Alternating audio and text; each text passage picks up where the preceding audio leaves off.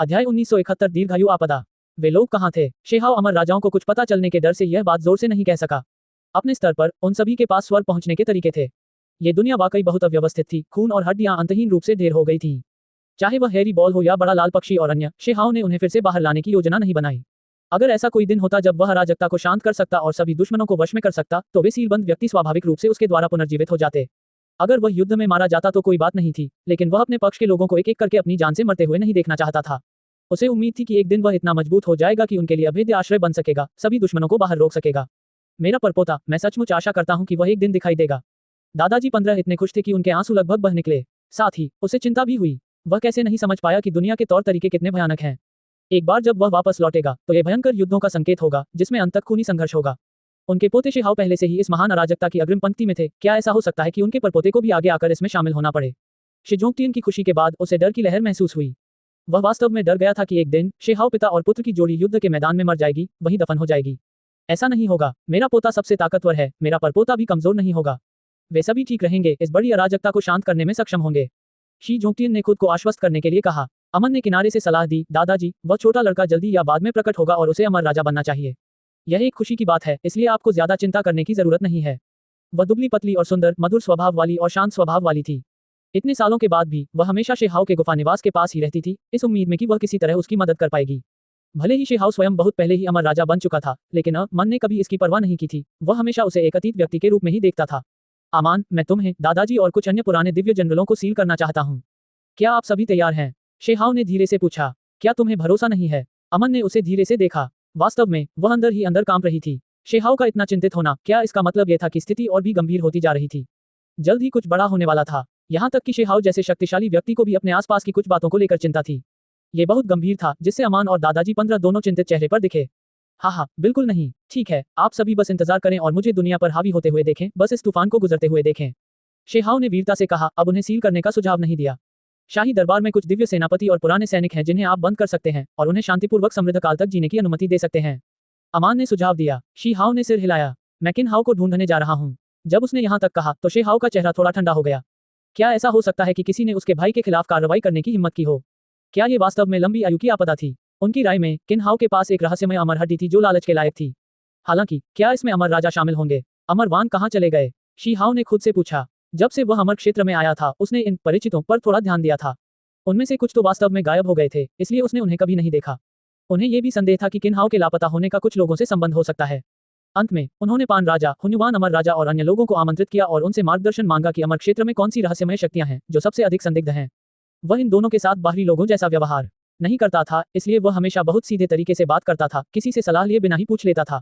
दीर्घायु आपदा। उन दोनों के चेहरे पर अजीब भाव थे। क्या वहाँ कुछ गड़बड़ है? जब आप इस तरह बोलते हैं तो हमें लगता है कि वह क्षेत्र इस कहानी से थोड़ा मेल खाता है। हुन्युवान अमर राजा ने कहा। कौन सी जगह? शेहाव ने गंभीर भाव प्रकट किया। अमर क्षेत्र में विशाल पहाड़ और नदियां हैं, कुछ सीमाहीन भूमि के भीतर ऐसे क्षेत्र हैं जहां बहुत अधिक कबीले नहीं रहते हैं। वे अत्यंत रहस्यमय हैं, लाखों ली तक मानवीय गतिविधि का कोई निशान नहीं है। इस तरह के स्थान के अंदर कई खतरे हैं। शेहाव ने सिर हिलाया, ये समझते हुए कि वे क्या कह रहे थे। उस समय जब वह अभी तक अमर डोमेन को सही तरह से नहीं समझ पाया था, उसने पहले ही लोगों को ये कहते हुए सुना था कि अमर डोमेन में कुछ ऐसे क्षेत्र हैं जहां प्रवेश नहीं किया जा सकता, कि वे बहुत खतरनाक हैं। यहाँ तक कि पुराने अमर राजा भी आसानी से वहां पैर रखने को तैयार नहीं थे। अमर क्षेत्र में मानव रहित क्षेत्र, यही वह जगह है जहां उस प्रकार का प्राणी रहता होगा जिसके बारे में आपने बात की थी। दीर्घायु आपदा। शेहाव हैरान था। शायद इसे ये कहा जा सकता है। दोनों महान अमर राजाओं ने कुछ बातों पर बातचीत की। अमर राजा उस भयानक क्षेत्र में जल्दबाजी में कदम रखने को तैयार नहीं थे। वहां रहस्यमयी जीव थे, ये प्राचीन कुलों से भरा था जो दुनिया से दूर रहते थे, बेहद अजीब। वहां एक और तरह का अस्तित्व था जिसकी पृष्ठभूमि रहस्यमय थी। वे मुख्य रूप से आदिम आत्माएं थीं, जिनके पास ज्यादा शरीर नहीं था, लेकिन वे हमेशा लूटपाट करते और भौतिक शरीर की तलाश करते रहते थे। शेहाव ने तुरंत इस दूसरे प्रकार के बारे में विचार विकसित किए और सतर्क हो गया। इस प्रकार के प्राणी अत्यंत भयानक हैं, सभी शक्तिशाली हैं। सबसे महत्वपूर्ण बात यह है कि वे कई बेजोड़ चरम कलाओं को समझते हैं जो विरासत में खो गई हैं। पैनकिंग ने आह भरते हुए कहा। केवल एक आदिम आत्मा, कोई शरीर नहीं। शेहाव का दिमाग तेजी से चलने लगा, वह कई चीजों के बारे में सोच रहा था, उसकी आंखों में चमक उभर रही थी। यह अफवाह है कि वे मार्गदर्शन प्राचीन महल से भाग गए। हुन्युवान अमर राजा ने गुप्त रूप से कहा, दूसरों को पता चलने के डर से सीधे नहीं बोला। शेहाव की आंखों में चमक और भी अधिक बढ़ गई। उसने अपनी मुट्ठी भींचते हुए कहा, क्या तुम्हें यकीन है?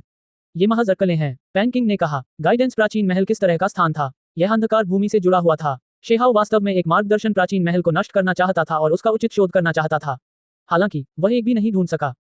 वास्तव में इन दो अमर राजाओं के वर्णन के तहत उसने पहले से ही कुछ बातों का अनुमान लगा लिया था। जब वह जिन विभिन्न बातों के बारे में जानता था उन्हें आपस में जोड़ा गया तो उसे और अधिक यकीन होने लगा कि यह मामला होना चाहिए। अतीत में 3000 प्रांतों के संघर्ष के दौरान अंतिम लड़ाई में वहां एक तैरता हुआ प्राचीन महल था जिस पर मार्गदर्शन शब्द लिखा हुआ था। यहाँ तक कि एक आदिम आत्मा भी थी जो रहस्यमय तरीके से वहां प्रकट हुई थी।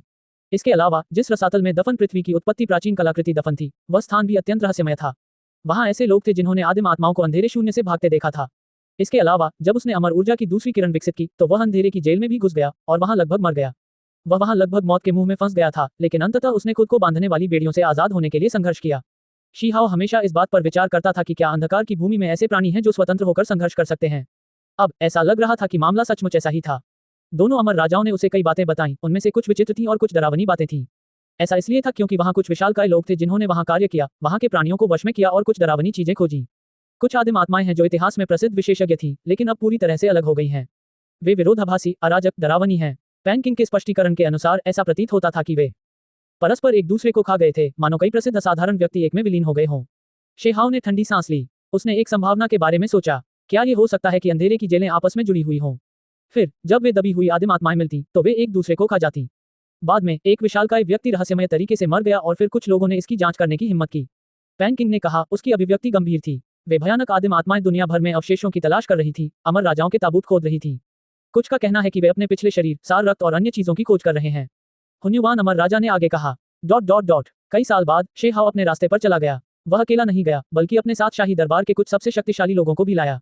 वह डार्कनेस विलो देवता, स्वर्ग के नीचे नंबर 2, क्रांतिवृत अमर स्वर्ण दाववादी, स्वर्गीय सींग वाली चींटी और साथ ही गोल्डन फर हो, वे सभी अमर डोमेन की गहराई में एक प्राचीन भूमि की ओर बढ़े। यदि वास्तव में कोई दीर्घायु आपदा होती तो शीहाओ निश्चित रूप से इसकी तह तक पहुंचता। उसे संदेह था कि किनहाओ सचमुच वहीं गिर गया होगा। जाने से पहले शीहाओ ने क्रिस्टल खोपड़ी, सुनहरी बांह की हड्डी, खून बहते नेत्रगोलक और अन्य लोगों के साथ चर्चा की थी और कुछ पुरानी घटनाओं के बारे में जाना था।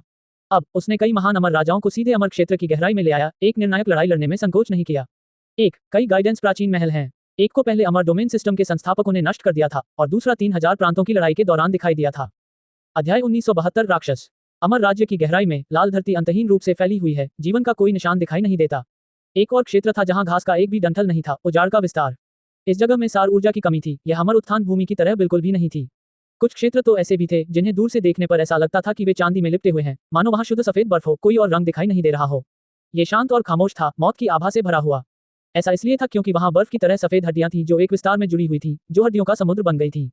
यहाँ तक कि कुछ इलाकों में झीलें भी थीं, लेकिन वे लाल रंग की थीं और उनमें तीखी गंध थी। ये प्राचीन प्राणियों का खून था। अनगिनत साल बीत जाने के बाद भी खून सूखा नहीं था, जम नहीं रहा था, उसमें डराने वाली शक्ति थी।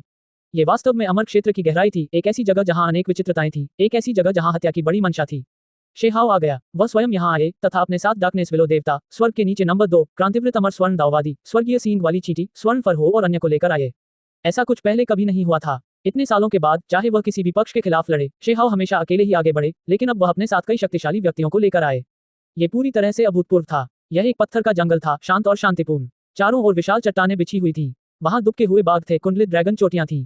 पत्थर का जंगल पूरी तरह से राख के रंग का था, जहां तक नजर जाती थी वहां तक फैला हुआ था। यह आम पत्थर के जंगलों से बिल्कुल अलग था। पत्थर बहुत विशाल थे, जैसे कोई विशाल समुद्र हो। पत्थर के जंगल में कुछ विशालकाय तारों के अवशेष थे जो अज्ञात थे कि वे किस युग से आए थे। विशाल पत्थर की धरती की तुलना में उन्हें बिल्कुल भी महत्व नहीं दिया जा सकता था। कोई भी देख सकता था कि यह स्थान कितना विशाल था। यह उनका गंतव्य था। शीहाओ वहां पहुंच गया। उसके सिर के ऊपर प्रकाश का गोला चमक रहा था, एक छोटी सी आकृति के चारों ओर लिपटा हुआ, वहां ऊपर नीचे हो रहा था। इस जगह के बदलावों और रहस्यों को महसूस कर रहा था। यह पाया, शेहाओ के चेहरे पर ठंडक थी। उसने लाखों ली दूर एक प्राचीन महल देखा, सुनहरी चमक के भीतर अंधेरे के कुछ धागे भी थे। चल दर, शेहाओ सबसे आगे बढ़ गया। सबसे पहले उसने अपना रास्ता बनाया। उसे डर था कि कुछ खतरे हो सकते हैं, इसलिए उसने सबसे आगे आकर उसे रोक दिया। उसका शरीर पहले से ही बहुत शक्तिशाली था। पत्थर के जंगल में वह महल बर्बाद हो गया था, लेकिन वह बहुत बड़ा था, सुनहरी चमक बिखेर रहा था, दिव्य और शुभ। अगर कुछ काली ऊर्जा न फैलती, कुछ अजीबोगरीब चीजें लेकर न आती, तो कोई इस जगह को वाकई पवित्र भूमि समझ सकता था। शीहाओ, डार्कनेस विलो देवता, स्वर्ग के नीचे नंबर 2 और अन्य लोग नीचे उतरे। भले ही वे बहुत दूर थे, लेकिन रुक गए। वे इस प्राचीन महल के द्वार की ओर मुंह करके चुपचाप खड़े थे, अंदर देख रहे थे। मार्गदर्शन प्राचीन महल। शीहाओ ने इसकी पृष्ठभूमि बताते हुए ये 3 शब्द कहे। उनके चेहरे पर गंभीरता थी। यही कारण था कि वे अपने साथ कई महान विशेषज्ञों को लेकर आए थे। जब सबसे गंभीर चरण आया तो उन्हें सहायकों की भी आवश्यकता पड़ी। अंधकार की भूमि, मार्गदर्शन प्राचीन महल, इन सभी का एक दूसरे से बहुत गहरा संबंध था, अविभाज्य। इस बीच कुछ ऐसे जीव भी थे जो वास्तव में अंदर से ही बच निकलने में सक्षम थे। कोई कल्पना कर सकता है कि वे कितने शक्तिशाली थे। शेहाओ लापरवाही से काम करने की हिम्मत कैसे कर सकता है। प्राचीन काल से अंधकार की जेल में कितने प्राणी स्वर्ग की अवहेलना कर सकते थे, अपने पूर्व स्वर्गीय तेज का पुनर्निर्माण कर सकते थे। यह अत्यंत कठिन था। यदि कोई वास्तव में अंधेरे की जेल से बाहर निकलने के लिए नरसंहार करता है तो वह निश्चित रूप से बहुत शक्तिशाली और भयानक होगा। शेहाओ ने सभी को सावधान रहने की चेतावनी देते हुए कहा। दाओ दोस्त, तुम यहाँ क्यों आए? एक शांतिपूर्ण आवाज सुनाई दी और फिर एक रोशनी दिखाई दी। यह एक सफेद बाघ था जिसके शरीर पर फर सुनहरी आभा के साथ टिमटिमा रहा था। काटने वाली ठंडी हत्या की मंशा थी। इसके शब्द अत्यंत शांतिपूर्ण थे, लेकिन इसका आभामंडल भयभीत करने वाला था। जब कोई ध्यान से देखता तो पाता कि इस सफेद बाघ का शरीर थोड़ा अजीब था, थोड़ा कठोर। जहां तक उस आदिम आत्मा की बात है तो वह बहुत शक्तिशाली थी, जो चमक छोड़ती थी, मांस को ढांकती थी। हम प्राचीन महल मार्गदर्शन के लिए आए हैं, शी हाओ ने कहा। हम इन वर्षों में ऐसा नहीं है कि अन्य अमर राजा नहीं आए हैं, यहाँ तक कि एक विशालकाय भी इस कारण मर गया। आप सभी अभी भी त्यागपत्र नहीं दे रहे हैं। हम आप सभी के साथ उलझना नहीं चाहते, हमारी साधना में बाधा मत डालो। सफेद बाघ बहुत बलवान था, उसका स्वर उग्र हो गया था। शेहाओ ने सीधे तौर पर किन्हाओ का उल्लेख नहीं किया, क्योंकि उन्हें चिंता थी कि दूसरी पार्टी उन्हें बंधक बना लेगी। तो फिर तो युद्ध ही होगा। डार्कनेस विलो देवता निर्णायक था, अपनी शाखाओं को फैलाते हुए, झेंग झेंग की आवाजें छोड़ते हुए, शून्य को चीरता हुआ। व्यवस्था की 10,000 से ज्यादा काली दिव्य जंजीरें उड़कर सफेद बाघ की ओर बढ़ गईं। बहुत बड़ा, सफेद बाघ की चांदी जैसी पुतलियों से ब्लेड जैसी चमक की धारियां निकल रही थी। गर्जन, इसने एक जोरदार दहाड़ लगाई, इसके मुंह और नाक से सफेद ऊर्जा की एक के बाद एक धाराएं निकल रही थी।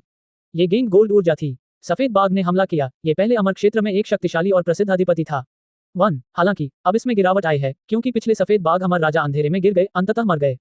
होंगलोंग, दोनों के बीच चमकदार चमक फूट पड़ी। गेंग गोल्ड ऊर्जा और व्यवस्था की काली दिव्य जंजीरों में भयंकर टकराव हुआ, जिससे भयानक महान दाव चमक फूट पड़ी। ब्रह्मांड में विस्फोट हो गया। डोंग, सफेद बाघ की आंखें भयंकर थीं, वह अपने बड़े बड़े पंजे दिखाते हुए आगे की ओर लपक रहा था। हालांकि विलो देवता भी सबसे शक्तिशाली विशेषज्ञों में से एक था। काली शाखाएं अस्त व्यस्त तरीके से नाच रही थीं, जंजीरों में बदल रही थीं, उस बड़े पंजे के चारों ओर लिपटी हुई थीं। दोनों ने अंतहीन महान दाव प्रतीकों के साथ विस्फोट किया, वहां दुश्मन का सामना किया। श्वेत बाघ अमर राजा, क्या आप मर नहीं गए? हमेशा के लिए अंधेरे में गिर गए? क्रांतिवृत अमर स्वर्ण दाववादी हैरान था। मैं वापस आ गया हूँ, सफेद बाघ अमर राजा ने ठंडे स्वर में कहा। पिछले अधिपति की वर्तमान स्थिति ठीक नहीं थी। उसका फर फट गया, उसके माथे पर अजीब चिन्ह दिखाई देने लगे। कियांग, उसकी पीठ फट गई, सुनहरे पंखों की एक जोड़ी उभरी, जो आकाश को जला रही थी। वे चमकदार रोशनी लिए हुए थे, सूरज का सार उमड़ रहा था। ये सुनहरे कौवे के पंखों की जोड़ी थी। एक हल्के झटके से स्वर्ग और पृथ्वी ढह जाएंगे। उनमें बेजोड़ दबाव था, क्योंकि वे डार्कनेस विलो देवता की ओर बढ़ रहे थे और उसे पूरी तरह से जला देना चाहते थे। गोल्डन क्रोकिंग विंग्स, स्वर्ग के नीचे नंबर 2 हैरान था। उसने सुनहरे कौवे राजा की आभा को पहचाना, दिव्य क्षमता जो इस व्यक्ति में भी प्रदर्शित थी। सौर सार बहुत समृद्ध था, समुद्र की तरह उमड़ रहा था। गोल्डन क्रो कबीला बहुत शक्तिशाली था, अतीत से लेकर अब तक इसने 3 अमर राजा प्राप्त किए। वर्तमान दुनिया में भी एक जीवित है। ये कहा जा सकता है कि यह एक ऐसा कबीला था जिससे स्वर्ग और पृथ्वी भी ईर्ष्या करते थे। यह मैं हूँ। ठीक इसी समय सफेद बाघ की चांदी जैसी पुतलियां सुनहरी हो गईं। उसी समय उसके शरीर से एक शक्तिशाली आभा निकली, जो सुनहरे सूरज की तरह चमक रही थी। शेहाओ ने ठंडी सांस ली। उसका सबसे बुरा शक सच हो गया था। अंधेरे की जेल में बंद राजाओं में से कुछ ने एक दूसरे को खा लिया और राक्षस बन गए। उसके पहले वाला व्यक्ति तो बिल्कुल ऐसा ही था। हालांकि डार्कनेस विलो देवता भी बेजोड़ था, अब एक विशालकाय। उसने शक्तिशाली हमला किया। ये सभी शाखाएं डार्कनेस इमोर्टल गोल्ड की तरह बन गईं। इसके अलावा यह अन्य महान तरीकों का उपयोग कर रहा था, दुनिया को विलीन कर रहा था, मानो स्वर्ग और पृथ्वी की इच्छा पर हलचल हो रही हो, वृक्ष और विश्वशिरा एक हो रहे हों। सौर ज्वाला सार और सुनहरे कौवा पंख सब बिखर गए। उस राक्षस का सफेद बाघ शरीर भी पीछे की ओर हिल रहा था। दोनों ने लड़ाई लड़ी, लड़ाई अविश्वसनीय रूप से भयंकर थी। डार्कनेस विलो देवता और भी शक्तिशाली था। आखिरी काली दिव्य जंजीरों ने व्हाइट टाइगर की छाती में छुरा घोंपा और फिर एक भयंकर मोड़ के साथ उसका शरीर टुकड़ों में टूट गया। एक विंग शोर के साथ एक आदिम आत्मा चमक मार्गदर्शन प्राचीन महल में प्रवेश करते हुए भाग गई। अंधकार विलो देवता इसके पीछे भागना चाहता था। ची की ध्वनि के साथ प्राचीन महल से एक तलवार की कोर उड़ी, जो स्याही की तरह काली थी और गहरे रंग की चमक के साथ बह रही थी। यह एक आदिम आत्मा तलवार कोर थी, अजय, अनंत को विच्छेद करने में सक्षम। जब शेहाओ ने यह देखा तो उसकी पुतलियां सिकुड़ गईं। उसने पहचान लिया कि यह अराजकता शांत करने वाली कला थी। कियांग, अपने हाथ को ऊपर उठाते ही शून्य में अनंत तलवार की चमक दिखाई दी। घास प्रतीक तलवार कला और अविनाशी शास्त्र के विलय के बाद उसने एक नई तलवार कला बनाई जो अतुलनीय रूप से शक्तिशाली थी। मार्गदर्शन प्राचीन महल के सामने स्वर्ग और पृथ्वी बहुत बढ़ गए। ये जगह फट गई। 2 तरह की तलवारों की ऊर्जाएं उमड़ पड़ी, जो लगभग सभी चीजों को नष्ट करने वाली थीं। इतिहास में 3 महान तलवार कलाएं थीं, जिन्हें बेजोड़ हत्या पद्धतियों के रूप में जाना जाता था। आज उनमें से 2 वास्तव में प्रकट हुई। दिलचस्प है, आप वास्तव में इस प्रकार की तलवार दाव को समझते हैं। गाइडेंस प्राचीन महल के अंदर एक ठंडी आवाज सुनाई दी, जो बेपरवाह बनी रही। ठीक इसी समय इंद्रधनुषी रोशनी की एक किरण बाहर निकली, जिससे सारा जीवन मुरझा गया। देवता चिल्लाने लगे और शैतान रोने लगे, साथ ही सिर की त्वचा को सुन्न कर देने वाली ठंडक भी फैल गई। एक प्रकार की तलवार की चमक चारों ओर फैल गई। अमर क्लेश तलवार कला। गोल्डन फर हो इस प्रकार की बेजोड़ कीमती तकनीक को पहचान कर हैरान रह गया। वह इसलिए चौंक गया क्योंकि यह तलवार कला भी बेजोड़ मानी जाती थी, अराजकता शांत करने वाली कला और घास प्रतीक तलवार कला के समान स्तर की, जो 3 महान तलवार कलाओं में से अंतिम थी। इसकी तलवार की नीयत बहुत बड़ी और शक्तिशाली थी, बिल्कुल भयानक। यह एक अमर आपदा थी। जब तलवार बाहर निकलती थी तो अमर दाव प्राणियों को भी संकट का सामना करना पड़ता था। शेहाओ के हाथ चमक उठे। पुनर्जन्म की मुट्ठी ने उस जगह पर तब तक प्रहार किया जब तक वह जगह तीव्रता से हिल नहीं गई। तलवार की ऊर्जा हर जगह फैल गई, सभी चीजों को काट डाला। डार्कनेस विलो देवता के अलावा यहाँ तक कि स्वर्ग के नीचे नंबर 2 क्रांतिवृत्त अमर गोल्ड डाओइस्ट और गोल्डन फर हो भी हिल गए, उनके भाव बदल गए। 3 महान तलवार कलाएं वास्तव में एक ही दिन में एक साथ प्रकट हुईं। उन सभी की पृष्ठभूमि बहुत अच्छी थी। घास प्रतीक तलवार चरम। ठीक इसी समय प्राचीन महल के भीतर से इस प्रकार की आवाज सुनाई दी। शून्य में घास के अनगिनत डंठल तुरंत प्रकट हुए, उन सभी में 9 पत्ते थे। वे भयंकर रूप से घूमे, तलवार की ऊर्जा लाखों धारियों में प्रकट हुई। इस व्यक्ति ने एक ही समय में तीनों महान तलवार कलाओं में महारत हासिल कर ली थी। ये वाकई भयानक था। शेहाओ ने डर रहा, उसने भी इस प्रकार की तलवार कला को समझा, तुरंत उसका प्रदर्शन किया। उन दोनों ने एक ही तलवार का इस्तेमाल किया, जिसकी शक्ति इस जगह पर फैल गई। उसी क्षण स्वर्ग और पृथ्वी का रंग उड़ गया। अंततः बहुत जोरदार गड़गड़ाहट हुई। प्राचीन महल हिल गया, जिससे उसमें दरारें पड़ गईं। ये प्राचीन महल, जिसके चारों ओर एक असाधारण अमर राजा की संरचना बनी हुई थी, अब लगभग नष्ट हो चुका था। अंत में वह प्राणी बाहर निकल आया। उसके वास्तव में 9 सिर थे, बीच वाला सिर एक व्यक्ति का था, बाकी प्राचीन जानवर, खतरनाक पक्षी और अन्य चीजें थी, उन सभी पर अमर राजा की आभा थी। क्या ऐसा हो सकता है कि वह 9 महान अमर राजाओं के साथ मिल गया और उन्हें निगल गया? एक्लिप्टिक इम्मोर्टल गोल्ड दाओइस्ट को लगा कि यह थोड़ा डरावना था। बस फिर मेरी दुनिया को खत्म करने वाली हड़ताल का स्वाद चख लो। वह प्राणी बहुत घमंडी था। बीच के मानव सिर पर भूरे बाल बिखरे हुए थे, यहाँ तक कि उसकी पुतलियां भी भूरी हो गई थीं। एक होंगलोंग ध्वनि के साथ उसने सीधे मुट्ठी छोड़ दी। उसका पूरा शरीर बिजली की एक दूसरी लकीर में बदल गया था, जो तेजी से उसकी ओर बढ़ रही थी। वह बेहद शक्तिशाली और बेहद घमंडी था, जो शेहाओ को बहुत ही कम दूरी से चकनाचूर कर देना चाहता था। ये निस्संदेह एक विशालकाय प्राणी था, इसके अलावा कुंदी से भी अधिक शक्तिशाली। ये कहा जा सकता है कि यह व्यक्ति इस संसार के शिखर पर पहुंच गया। यदि यह और आगे बढ़ता तो सम्राट बन जाता। ये वास्तव में विश्व उन्मूलन मुट्ठी है। स्वर्ग के नीचे नंबर 2 की अभिव्यक्ति बदल गई, इस प्रकार के बेजोड़ मुट्ठी इरादे को पहचानते हुए। यह अमर डोमेन साधना प्रणाली के संस्थापकों में से एक की विधि थी, इसकी शक्ति तुलना से परे महान थी। डोंग शेहाओ ने इस प्रहार का सामना किया, उसी तरह मुट्ठी का निशान बनाते हुए। उन दोनों के बीच की चमक चकाचौंध थी, जो हमेशा के लिए रोशन कर रही थी। अमर चमक ने इस जगह को डुबो दिया। सब कुछ एक भ्रम बन गया था, केवल 2 आकृतियां आपस में उलझी हुई थी, एक दूसरे का सामना कर रही थी, अकल्पनीय रूप से तेज। वे क्रूरता से लड़ रहे थे। अंत में दोनों लहूलुहान होकर पीछे हट गए। तुम्हारे जैसे संकी व्यक्ति को इस प्रकार की मुट्ठी विधि क्यों पता है? क्या ये हो सकता है कि तुम वास्तव में उस अमर क्षेत्र साधना प्रणाली संस्थापक की आदिम आत्मा हो? एक्लिप्टिक अमर स्वर्ण दाओवादी ने पूछा। मुझे बहुत से तरीके पता हैं, और जिस तरीके के बारे में तुमने बात की, क्या वह बहुत पहले ही मर चुका है? अगर मैं सच में उससे भिड़ गया तो कौन किसको खा जाएगा, ये कहना मुश्किल है। 9 सिर वाले प्राणी ने ठंडे स्वर में कहा। आप किस तरह का अस्तित्व हैं? शी हाओ ने पूछा। क्या तुम्हें पहले से ही इसका अंदाजा नहीं था? हम अंधेरे की जेल से आए हैं, पहले कुछ आदिम आत्माओं को खा गए थे। फिर जब पिंजरे टूट गए तो प्राचीन महल की गुफा का लाभ उठाकर हम भाग गए। 9 सिर वाला ये प्राणी बहुत सीधा था, उसके हाथ पीठ पर थे, वह अविश्वसनीय रूप से घमंडी था। उसकी भूरी पुतलियां शेहाओ को उसके शरीर को घूरते हुए कह रही थी, काफी शक्तिशाली शरीर है। इस राजा ने इसमें रुचि ली है। वह उसे हड़पना चाहता था। एक संपूर्ण शरीर मिलना मुश्किल था, यह एक ऐसा शरीर था जिसे वह चाहता था। क्या इन वर्षों के दौरान आप सभी अपने पिछले शरीर के बर्बाद टुकड़ों की तलाश कर रहे थे? शी हाओ ने फिर पूछा। सही, इस प्राणी ने सिर हिलाया। शेहाओ ने हल्की आह भरी। तो अफवाहें झूठी नहीं थी, सच में ऐसा ही था। ये बात समझ में आती है। किनहाओ के पास अमर हड्डी का एक टुकड़ा था, जो संभवतः उनमें से किसी एक का था, जिसके कारण उसे यहाँ लाया गया था। एक गेंग 10 स्वर्गीय तनों में से 7वां है। अध्याय 1973 दबाव। 3 तलवारें एक में, सभी तरीकों को काट दो। 9 सिर वाले राक्षस ने अपना मुंह खोला और दिव्य क्षमताओं का प्रदर्शन करते हुए चिल्लाया। स्वर्ग और पृथ्वी की व्यवस्था में हलचल मच गई, यहाँ तक कि समय की लंबी नदी भी टूटने वाली थी। एक ही समय में 3 तलवारें एक साथ खड़ी दिखाई दी, तलवार की नोकें शेहाओ की ओर इशारा कर रही थी। एक व्यक्ति ने 3 तलवारें निकाली और फिर तीनों ने सभी चीजों की ओर इशारा किया। तलवारों की अंतहीन चमक फूट पड़ी, जो शेहाओ की ओर बढ़ रही थी। अराजकता शांत करने वाली कला, घास प्रतीक तलवार कला, अमरक्लेश तलवार कला, ये तथाकथित 3 महान तलवार चरम वास्तव में आज एक व्यक्ति के हाथों से निकलकर एक साथ जारी की गईं। इसकी शक्ति अकल्पनीय थी, ये दुनिया को सीधे तौर पर मिटा रही थी, इस दुनिया के सभी अमर और शैतानों को काट रही थी, सब कुछ मिटा रही थी। 3 महान तलवार कलाओं को एक में मिलाकर सीधे इस तरह प्रदर्शित किया गया। ये वास्तव में अजेय था, देवताओं और बुद्धों को समान रूप से नष्ट कर दिया गया। अनंत काल तक इसे दुनिया को चौंकाने वाला युद्ध माना जा सकता है। शेहाओ ने इस हमले का सामना किया, उनकी अभिव्यक्ति गंभीर थी। हान, जब उसने अपना हाथ आगे बढ़ाया तो समय के टुकड़े इधर उधर उड़ने लगे। उसके 6 महान गुप्त क्षेत्र क्रमशः संघनित कानून बन गए, जो एक घंटी का पिंड बन गया। हल्की झंकार के साथ ध्वनि तरंगे दुनिया भर में फैल गईं। ये वह गुप्त विधि थी जिसे शेहाओ ने टाइम बीस्ट स्कारलेट किंग को मारने के बाद समझा, उसे बिजली दाव कानून पूल में दबा दिया और फिर उस पर शोध करने में हजारों साल बिताए। शेहाओ के शरीर के चारों ओर लहरें उठी, जिससे शानदार चमक निकली। प्रतीक फूट पड़े और फिर वे एक घंटी में संघनित हो गए। इसकी रक्षात्मक शक्ति अतुलनीय थी। ये समय की शक्ति थी। समय के टुकड़े उसके शरीर के चारों ओर दिखाई दिए, जिससे 3 महान तलवार कलाएं अवरुद्ध हो गईं। धिक्कार, ये घंटा बहुत तेजी से हिला, तब तक काटा गया जब तक कि यह आगे पीछे नहीं हिलने लगा। जो लहरें निकली, उनसे समय और स्थान टूट गए, यहाँ तक कि घंटी का शरीर भी टूट गया और फिर फट गया, 3 तलवारों के कोर को रोकने में असमर्थ। मार डालो, 9 सिर वाला राक्षस चिल्लाया। 3 महान तलवार कलाएं एक ही समय में प्रकट हुई, स्वर्ग और पृथ्वी को चौंकाते हुए पूरी तरह से अजेय।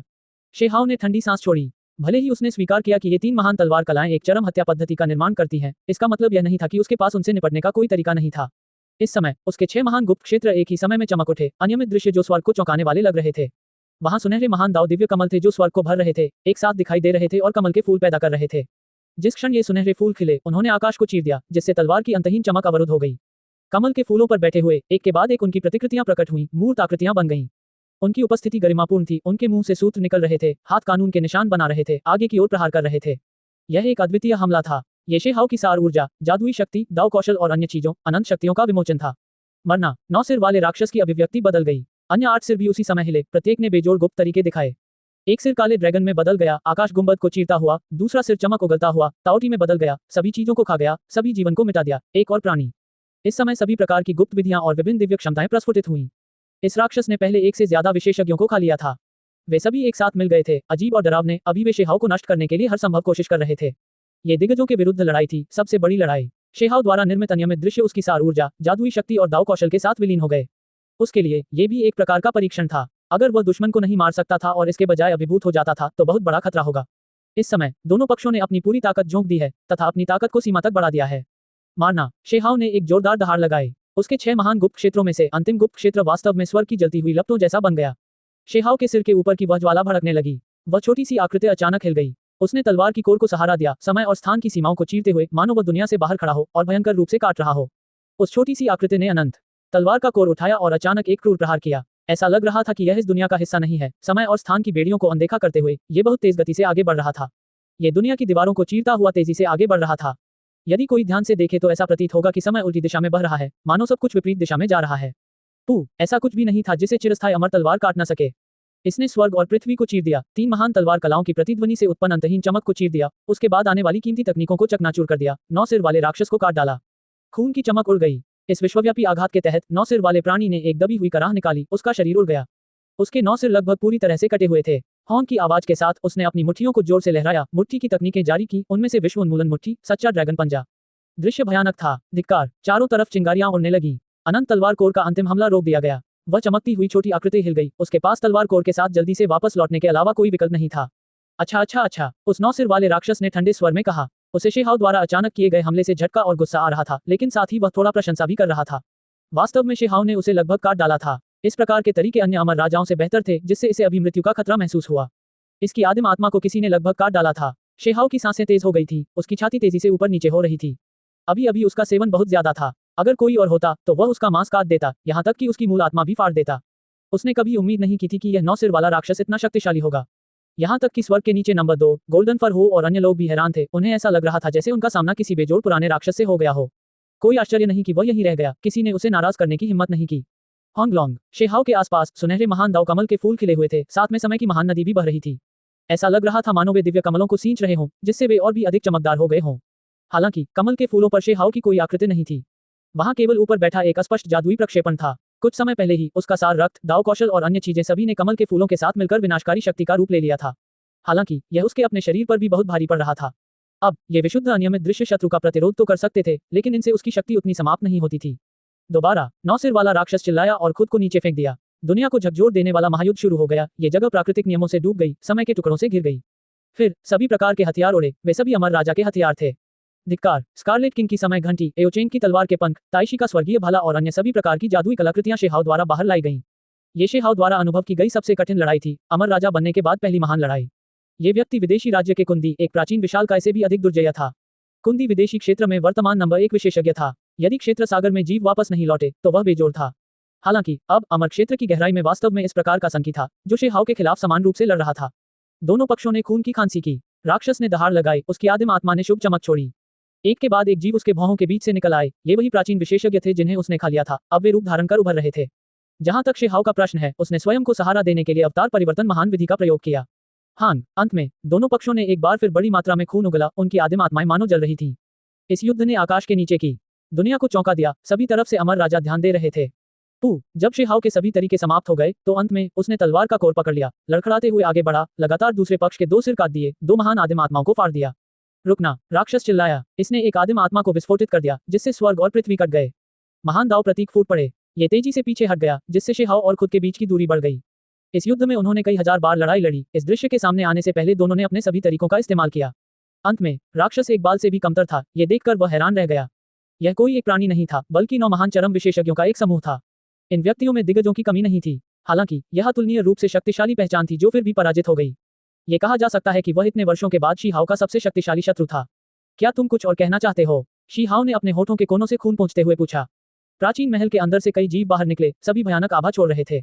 ये सभी अमर राजा थे। ची डार्कनेस विलो देवता आगे बढ़े, अपनी महान शक्ति दिखाते हुए आगे की ओर बढ़ते हुए।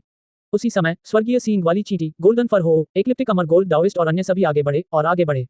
चलो पीछे हटते हैं, 9 सिर वाले राक्षस ने कहा। उसके पक्ष के लोगों ने कोई कार्रवाई नहीं की। मैं मानता हूं कि तुम काफी शक्तिशाली हो, क्यों ना हम यही सब कुछ रोक दें। मुझे बताओ कि तुम यहाँ क्यों आए हो, मैं सहयोग करने को तैयार हूँ। 9 सिर वाले राक्षस ने हार मान ली। आप सभी किस तरह के प्राणी हैं, आपकी पृष्ठभूमि कैसी है, आप कैसे आजाद हुए? शेहाओ ने शांति से पूछा। 9 सिर वाला राक्षस काफी ईमानदार लग रहा था, ज्यादा कुछ नहीं छिपा रहा था, लगातार कई तरह की पहचान बता रहा था।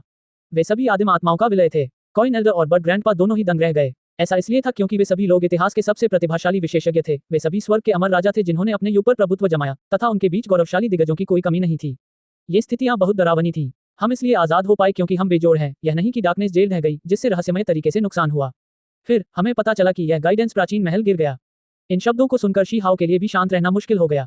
इस 9 सिर वाले राक्षस जितना शक्तिशाली व्यक्ति भी खुद को मारकर बाहर नहीं निकल सकता था, इसके बजाय उसे इस अनजाने तरीके पर निर्भर रहना पड़ता था। वह केवल एक आह ही छोड़ सका। ये विशेषज्ञ वापस लौटे, जीवित रहते हुए भी जीवित नहीं, भूत होते हुए भी भूत नहीं। सबसे महत्वपूर्ण बात यह थी कि वे एक दूसरे को खा गए। अब वे एक दूसरे से अलग नहीं रह गए, राक्षस बन गए जो सांसारिक मामलों में शामिल नहीं होना चाहते थे। वे इसमें शामिल नहीं होना चाहते थे। इस दुनिया में कौन सी शुद्ध भूमि बची है? यह अराजकता ऐसी चीज नहीं है जिसे आप सिर्फ इसलिए टाल सकते हैं क्योंकि आप ऐसा करना चाहते हैं। शेहाओ को यह पसंद नहीं आया। हम भी इस बात से वाकिफ हैं, लेकिन इतने लंबे समय तक अंधेरे की जेल में बंद रहने के बाद हमारी सभी पिछली महान महत्वाकांक्षाएं और आत्मविश्वास बिखर गए हैं। भले ही हमारी ताकत बहुत बड़ी हो, अतीत से बढ़कर हो, फिर भी हमें लगता है कि हम दुश्मन का मुकाबला नहीं कर सकते।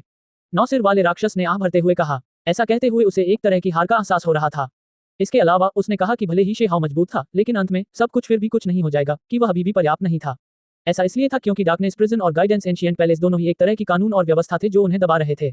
असली जीव अभी तक प्रकट नहीं हुए थे। उन्हें दृढ़ता से संदेह था कि रियल्म सागर की सीमा पर, अंधकार की भूमि की गहराई में, वास्तव में एक सम्राट हो सकता है। मैं सोच रहा हूं कि जब भी कोई शाही दरबार अमर क्षेत्र में प्रकट होता है तो उसे दुर्भाग्य और दुखद अंत का सामना करना पड़ता है। क्या इसका कारण यह है कि अंधकार की भूमि इसे अपना मिशन मानती है? 9 सिर वाले राक्षस ने वास्तव में यह अनुमान लगाया था। शेहाओ ने भौहें सिकोड़ी, ज्यादा कुछ नहीं कहा। कुछ देर बाद ही उसने पूछा, क्या अमर वांग, अमर म्यू और किन हाओ यहाँ हैं? वे हैं। काफी समय बाद किन हाओ प्रकट हुआ। वह बहुत शांत था, उसकी त्वचा रूखी थी, जो उसके पिछले सुंदर और नाजुक रूप की तुलना में बहुत अलग थी, बल्कि एक प्रकार का रूखा स्वभाव था। ये स्पष्ट था कि उन्होंने पिछले कुछ वर्षों में अपना समय ग्रीन हाउस में नहीं बिताया, उन्होंने निश्चित रूप से कई चीजों का अनुभव किया। बड़े भाई, वह चिल्ला उठा। जब उसने शेहाओ को देखा तो वह अब और शांत नहीं हो सका, उसकी आंखों में आंसू दिखाई देने लगे। उसने इस तरह के एकांत स्थान में शेहाओ के मामलों के बारे में बिल्कुल भी नहीं सुना था, अपने पुनरुद्धार के बारे में पूरी तरह से अनजान था। अब उसके दिल में सभी प्रकार की भावनाएं उमड़ पड़ी, जिससे वह अविश्वसनीय रूप से खुश महसूस कर रहा था। ये तब विशेष रूप से तब हुआ जब उसे पता चला कि शेहाओ ने प्राचीन महल के स्वामी को पराजित कर दिया है, तो उसे और भी अधिक आश्चर्य और उत्तेजना महसूस हुई। आखिरकार मुझे समझ में आ गया कि उन्होंने मुझे क्यों नहीं मारा। ऐसा लगता है कि उन्होंने निश्चित रूप से भाई की प्रतिष्ठा के बारे में सुना था, इसलिए मेरी हड्डी निकालने के बाद उन्होंने मुझे जीवित रहने दिया।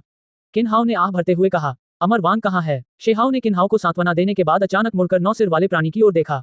वह अब यहाँ नहीं है, हमेशा बाहर घूमता रहता है, मेरे अतीत के खून और हड्डियों की खोज में मेरी मदद करता है। 9 सिर वाले प्राणी ने कहा। हालांकि शेहाओ ने उस पर ज्यादा भरोसा नहीं किया, बस उसे लगा कि वह बेईमान है। एक शातिर नजर उस पर पड़ी। हालांकि दूसरा पक्ष शांत रहा, उसने कुछ और नहीं कहा। चलो अब चलते हैं, डार्कनेस विलो देवता ने कहा। उसने गाइडेंस एंशिएंट पैलेस को देखा, वह यहाँ ज्यादा देर तक रुकने को तैयार नहीं था।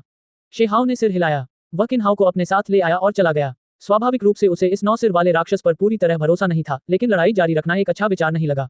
ऐसा इसलिए था क्योंकि उसे खुद भी गंभीर चोटें लगी थी। अमर राजा का दर्जा प्राप्त करने के बाद यह पहली बार था कि वह इस हद तक घायल हो गया था। उस समय अमर क्षेत्र की साधना प्रणाली के संस्थापकों में से एक ने पहले एक मार्गदर्शन प्राचीन महल पर हमला किया था, लेकिन अंत में उसका भी अच्छा अंत नहीं हुआ। एक्लिप्टिक अमर गोल्ड दाओवादी ने कुछ गुप्त जानकारी का खुलासा करते हुए कहा। वास्तव में शेहाओ ने इस बारे में बहुत पहले ही सुन लिया था। उस बेमिसाल अमर राजा के वंशज, जो पहले निचले क्षेत्र में सीलबंद था, विश्व वृक्ष पर रहता था, उसने शेहाओ से इन बातों के बारे में बात की। क्या उस 9 सिर वाले राक्षस ने उस प्राचीन मार्गदर्शन महल को गिरा दिया था, या वह वास्तव में अप्रत्याशित घटनाओं के कारण बच निकला था? मुझे मत बताओ कि उस आदमी को अंधेरे की भूमि ने जानबूझकर छोड़ा था। शायद वह पहले से ही पूरी तरह से अंधेरे में गिर गया है। स्वर्ग के नीचे नंबर 2 ने कहा। अभी इस बात को समझने की कोशिश करने की कोई जरूरत नहीं है। शेहाओ ने कहा। अभी इतना कुछ कहना बेकार है, सिर्फ मजबूत बनने से ही कोई फायदा होगा। उसे दबाव की लहर महसूस हुई। वह सिर्फ एक व्यक्ति से लड़ रहा था, फिर भी वह पहले से ही गंभीर रूप से घायल था। इसके अलावा दूसरे पक्ष की जान लेने के लिए उसे अपनी आधी जिंदगी की कीमत चुकानी पड़ सकती थी। ये निश्चित रूप से पर्याप्त नहीं था। अब जब अराजकता हर तरफ फैल रही थी, तो उसे सभी दुश्मनों को वश में करने के लिए पूरी ताकत की जरूरत थी। शेहाओ ने अमर राजा स्तर को तोड़ने के मार्ग के बारे में सोचना शुरू कर दिया। बेपरवाही से काम मत करो। अतीत से लेकर अब तक इस मार्ग पर चलने वाले सभी लोग मर चुके हैं। इस मार्ग पर कोई अपवाद नहीं है। यहाँ तक कि कुछ लोगों ने कहा है कि इस दुनिया में सम्राट का मार्ग नहीं है, अमर राजाओं का तो अंत ही हो चुका है। एक्लिप्टिक इमोर्टल गोल्ड दाओइस्ट ने उसे जल्दबाजी में काम न करने के लिए कहा। अगर कोई रास्ता नहीं है तो मैं एक नया रास्ता बनाऊंगा। शेहाओ ने कहा, जो लोग इस चरण तक पहुंच सके वे सभी अपने अपने समय के अग्रणी व्यक्ति थे। जो लोग दिग्गज बन गए वे सभी अपने अपने महान युगों के बेजोड़ अधिपति थे। दिग्गजों में कितना अंतर हो सकता है, उन सभी में बेजोड़ प्रतिभा थी। शेहाओ काफी शक्तिशाली था और अब उसने कुंदी और 9 सिर वाले राक्षस को एक के बाद एक हराया, लेकिन इन विशेषज्ञों में से कई की संयुक्त शक्ति के खिलाफ जीत हासिल करना उसके लिए कठिन था। इसीलिए उन्हें तत्काल कार्रवाई की आवश्यकता महसूस हुई। बाहरी दुनिया में हलचल मच गई। हुआंग वास्तव में अमर क्षेत्र की गहराई में प्रवेश कर गया, दुनिया को झकझोर देने वाली लड़ाई लड़ने के बाद शांति से वापस लौटने में सक्षम। इसने कई लोगों को चौंका दिया। उसने वहां के प्राणी को हरा दिया। इस उम्र में ऐसा करना क्या स्वर्ग की अवहेलना होगी। ... अंत में शेहाओ ने राजा को चकनाचूर करने वाले सम्राट पद पर कदम रखा।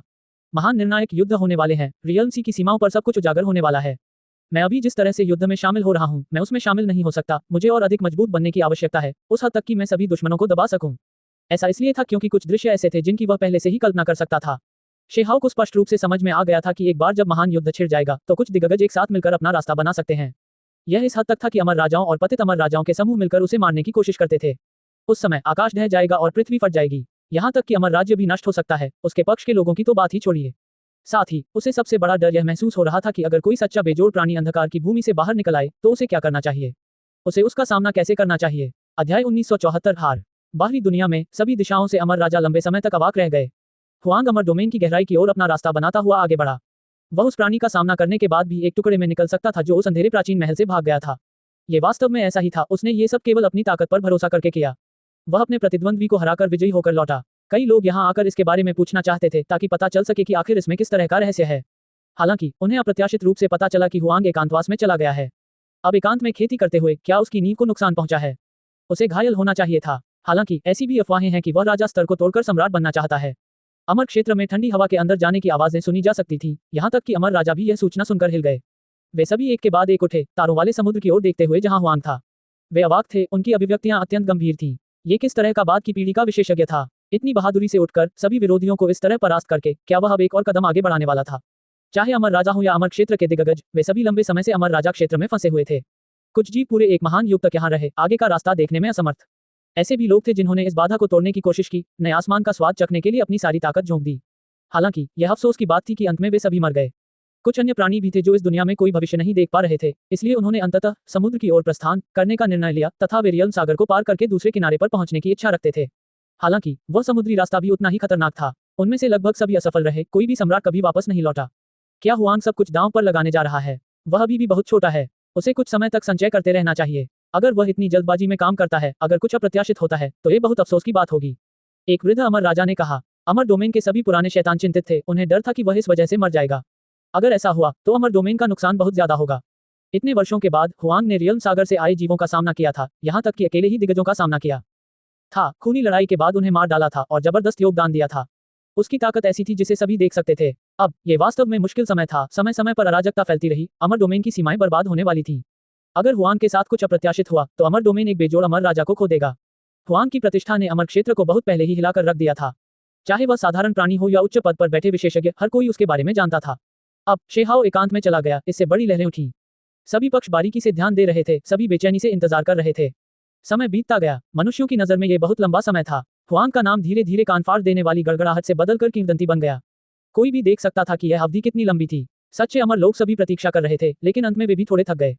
10,000 साल, 20,000 साल, इस दौरान अमर क्षेत्र ने कई महान युद्धों का अनुभव किया। रियल सी के जीवों ने अपना रास्ता बनाते हुए कत्लेआम किया। युद्ध बहुत भयंकर थे, खून नदियों की तरह बह रहा था। यह अविश्वसनीय रूप से कड़वा था। हुआंग के बिना ही सभी को यह एहसास हुआ कि उनका योगदान कितना महान था। अमर क्षेत्र में एक दानव था जो मर गया, उसके निशान रियल सागर के एक भयानक प्राणी द्वारा मिटा दिए गए। महान युद्ध शांत हो गए। अमर क्षेत्र में कई जगहें खंडहर में तब्दील हो गई थी। ये दुनिया उदासी से भरी हुई थी, हर जगह खून था। सभी कुलों ने इस मौके का इस्तेमाल आराम करने के लिए किया, वे सभी चुपचाप अपनी चोटों का इलाज कर रहे थे। इस कदम पर बहुत से लोगों को यह समझ में आ गया कि भविष्य निराशा से भरा हुआ है। शायद एक भी अमर राजा का अंत अच्छा नहीं होगा, दूसरों की तो बात ही छोड़िए। एक पत्थर की गुफा के भीतर एक बहुत बड़ी संरचना व्यवस्थित थी। गुफा धुंधली आदिम अराजकता से भरी हुई थी, अंदर का वातावरण भयावह था। समय समय पर पहाड़ों के गिरने और समुद्र के गर्जन की आवाजें निकल रही थी। पू की आवाज के साथ खून की एक धार निकली। शेहाओ ने अपनी आंखें खोली। उसने देखा कि प्राचीन गुफा अस्त व्यस्त थी, यहाँ तक कि दुनिया को झकझोर देने वाली विशाल संरचना जो उसके एकांत स्थान की रक्षा करती थी, टूट कर बिखर रही थी। जमीन चौंकाने वाली लाल हो गई थी। 1 लाख साल बाद उसने हर तरह की कोशिश की, लगातार सीमा पर हमला किया। 10 से ज्यादा बार ऐसा हुआ जब वह लगभग मर ही गया। वह बार बार असफल होता रहा, उसका दिल मानो धुंध में डूबा हुआ था। इस पीड़ा ने उसे असहाय महसूस कराया। शेहाओ ने वास्तव में वह सब कुछ किया जो वह कर सकता था। उसने अंतिम कदम उठाने, अमर राजा क्षेत्र को तोड़ने और सम्राट बनने के लिए हर तरीके के बारे में सोचा। हालांकि अंततः वह फिर भी असफल रहा। इसके अलावा वहां बहुत गंभीर महान दांव चोटें भी रह गईं। हल्की आह भरकर शेहाओ ने अमर औषधि का आधा डंठल खा लिया और चुपचाप अपनी आंखें बंद कर लीं। कुछ दशकों बाद ही वह फिर से जागा, उसकी आंखों में चमक थी। ये रास्ता काम नहीं करता, शेहाओ ने आह भरी। पिछले 100,000 सालों में वह अपने दाव कौशल को चरम पर पहुंचाने की पूरी कोशिश कर रहा था, अपने शरीर को अमर राजा के हथियारों से भी ज्यादा मजबूत बनाने के लिए उसे निखार रहा था। हालांकि ऐसा होने के बावजूद वह फिर भी असफल रहा। उसने बलपूर्वक अपने स्वयं के दाव कौशल को चरम पर पहुंचाने के लिए बेजोड़ जादुई शक्ति का उपयोग करते हुए मजबूत बनने की इच्छा से आगे बढ़ने की कोशिश की। हालांकि उन्हें कई बार इसका खामियाजा भुगतना पड़ा, उनका शरीर कई बार टूटा। कई बार तो ऐसा भी हुआ कि उनका शरीर और आत्मा जलने लगे, लगभग राख में तब्दील हो गए। शेहाओ एकांत से बाहर आया, शाही दरबार के सभी पक्षों को चौंकाते हुए।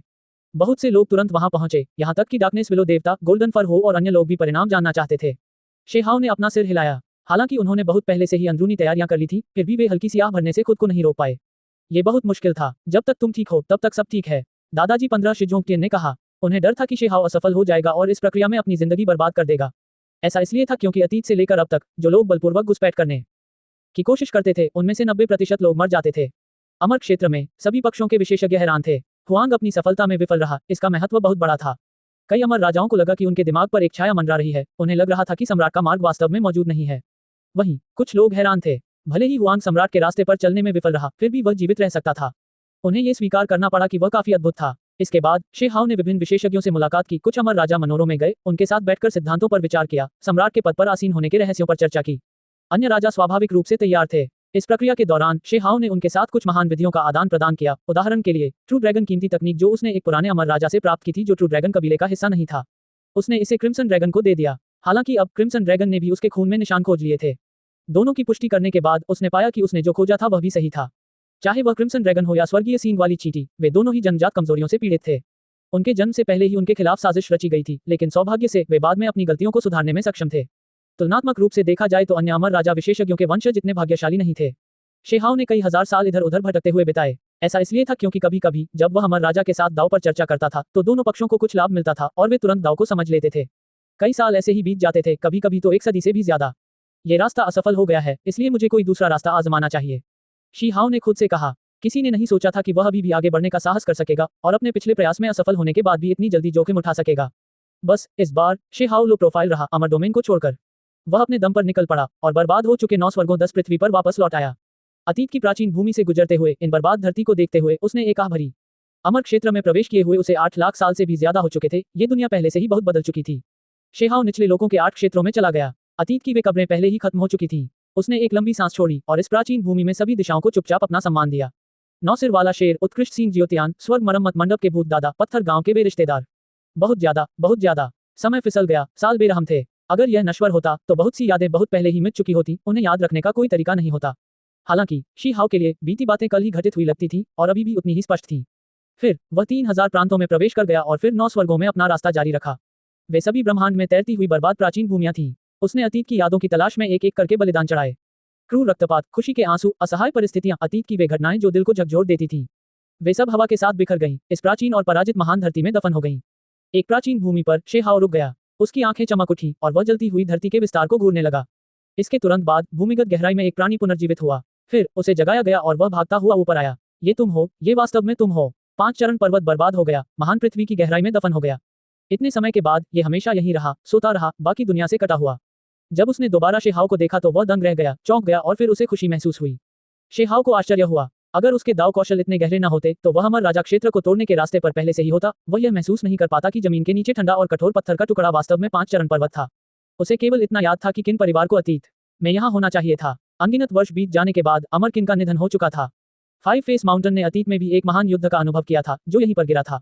दाव दोस्त, मेरी मदद करो, 5 चरण पर्वत ने कहा। शेहाओ ने सिर हिलाया। आखिरकार यह कर्म का ही एक हिस्सा था। उस समय 5 चरण पर्वत ने उसकी रक्षा की थी और अब वह इस कर्म को वापस करने के लिए समय पर यहाँ पहुंच गया।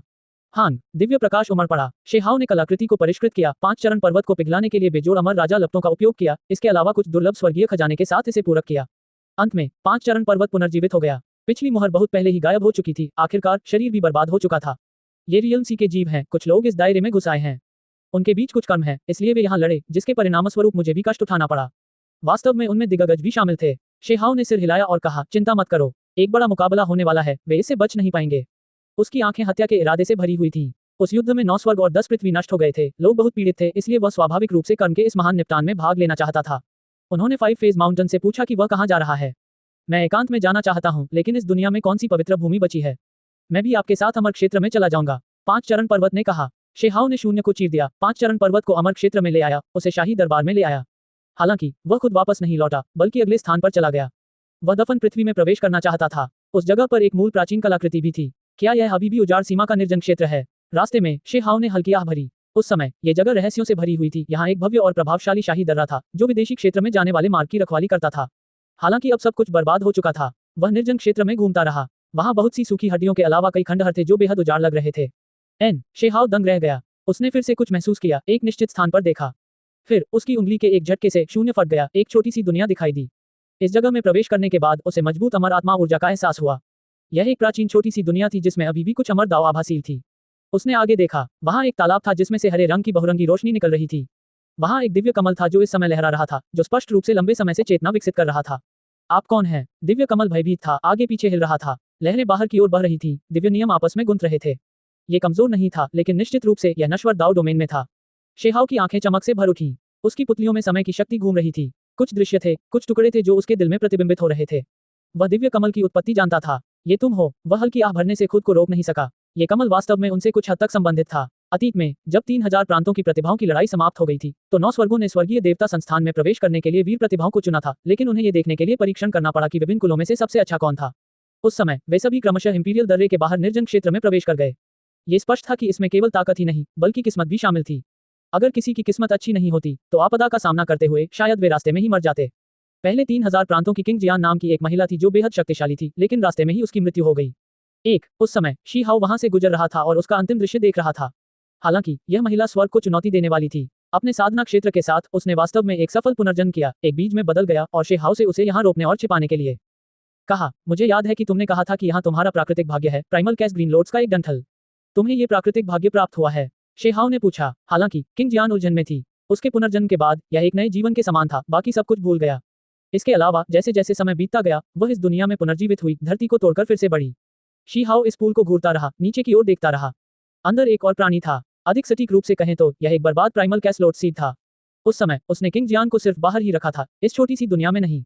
असल में कोई और था जो उसे अंदर लाया था। क्या ये रहस्यमय कमल का बीज था? अध्याय 1975 मूल प्राचीन कलाकृति को सक्रिय करना। यह एक बर्बाद बीज था जो अराजक ऊर्जा लेकर आया था, लेकिन फिर भी यह मरा नहीं था। इसमें अभी भी जीवन शक्ति थी, अभी भी जीवन में उतार चढ़ाव थे। दाओ दोस्त, एक आवाज सुनाई दी। फिर एक बीज तालाब से बाहर उड़कर आया। Primal chaos lord seed. शेहाओ ने एक अजीब भाव प्रकट किया। उसे वास्तव में एक प्राचीन बीज मिला है। ये वास्तव में यहाँ छिपा हुआ था। ये स्पष्ट था कि उस समय किंग जियान के सामने इसका कारण ये था कि इसने उसे अपनी ओर आकर्षित किया था। मेरा शरीर पहले ही बर्बाद हो चुका है, पुनर्जन्म के बाद फिर से आपदाओं से जूझ रहा है। अंतहीन समय तक सोने के बाद भी मैं अभी भी अपनी आखिरी सांस पर हूँ। हरे कमल के बीज ने कहा। शेहाओ पहले से ही इतने सालों से अमर क्षेत्र में रह रहा था, इसलिए उसे बहुत सी बातें समझ में आ गई थी। वास्तव में प्राइमल कैश ग्रीन लॉर्ड्स का एक डंठल था, यह एक विशालकाय व्यक्ति था। हालांकि अंत में ये गिर गया, इसका ठिकाना अज्ञात है। किसने सोचा होगा कि यह वास्तव में यहाँ है? क्या तुम्हें मेरी मदद चाहिए? शीहाओ ने पूछा। मेरी चोटें मेरे मूल छाप में हैं। आदिम अराजकता ग्रीन लॉर्ड्स ने एक आह के साथ कहा। शेहाओ ने इसे जब्त करते हुए कार्रवाई की। उसकी आंखों से बहुत तेज चमक निकली, वह इसके स्रोत को घूर रहा था।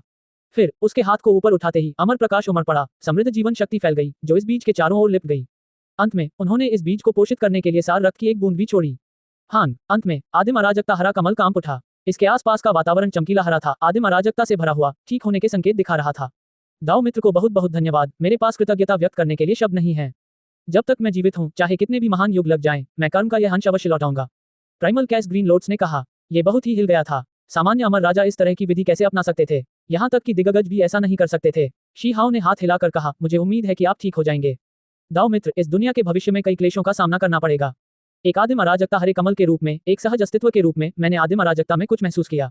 आपको सावधान रहने की आवश्यकता है। आदिम अराजकता हरे कमल ने चेतावनी दी। मुझे पता है। शेहाओ ने सिर हिलाया। आज दाओ मित्र ने मुझे अपना सार रक्त प्रदान किया है। भविष्य में चाहे दाओ मित्र कहीं भी हो, भले ही आप पुनर्जन्म से गुजरे हों, किसी दूसरे जीवन में पुनर्जन्म लें, अगर मैं अभी भी इस दुनिया में हूं, तो मैं निश्चित रूप से इसे आदिम अराजकता सार रक्त के साथ वापस कर दूंगा, आपको एक बार फिर से पूर्ण शिखर की ओर कदम बढ़ाने में मदद करूंगा। यह एक प्रकार की प्रतिज्ञा थी जिसमें प्राचीन मंत्रों का प्रयोग किया जाता था।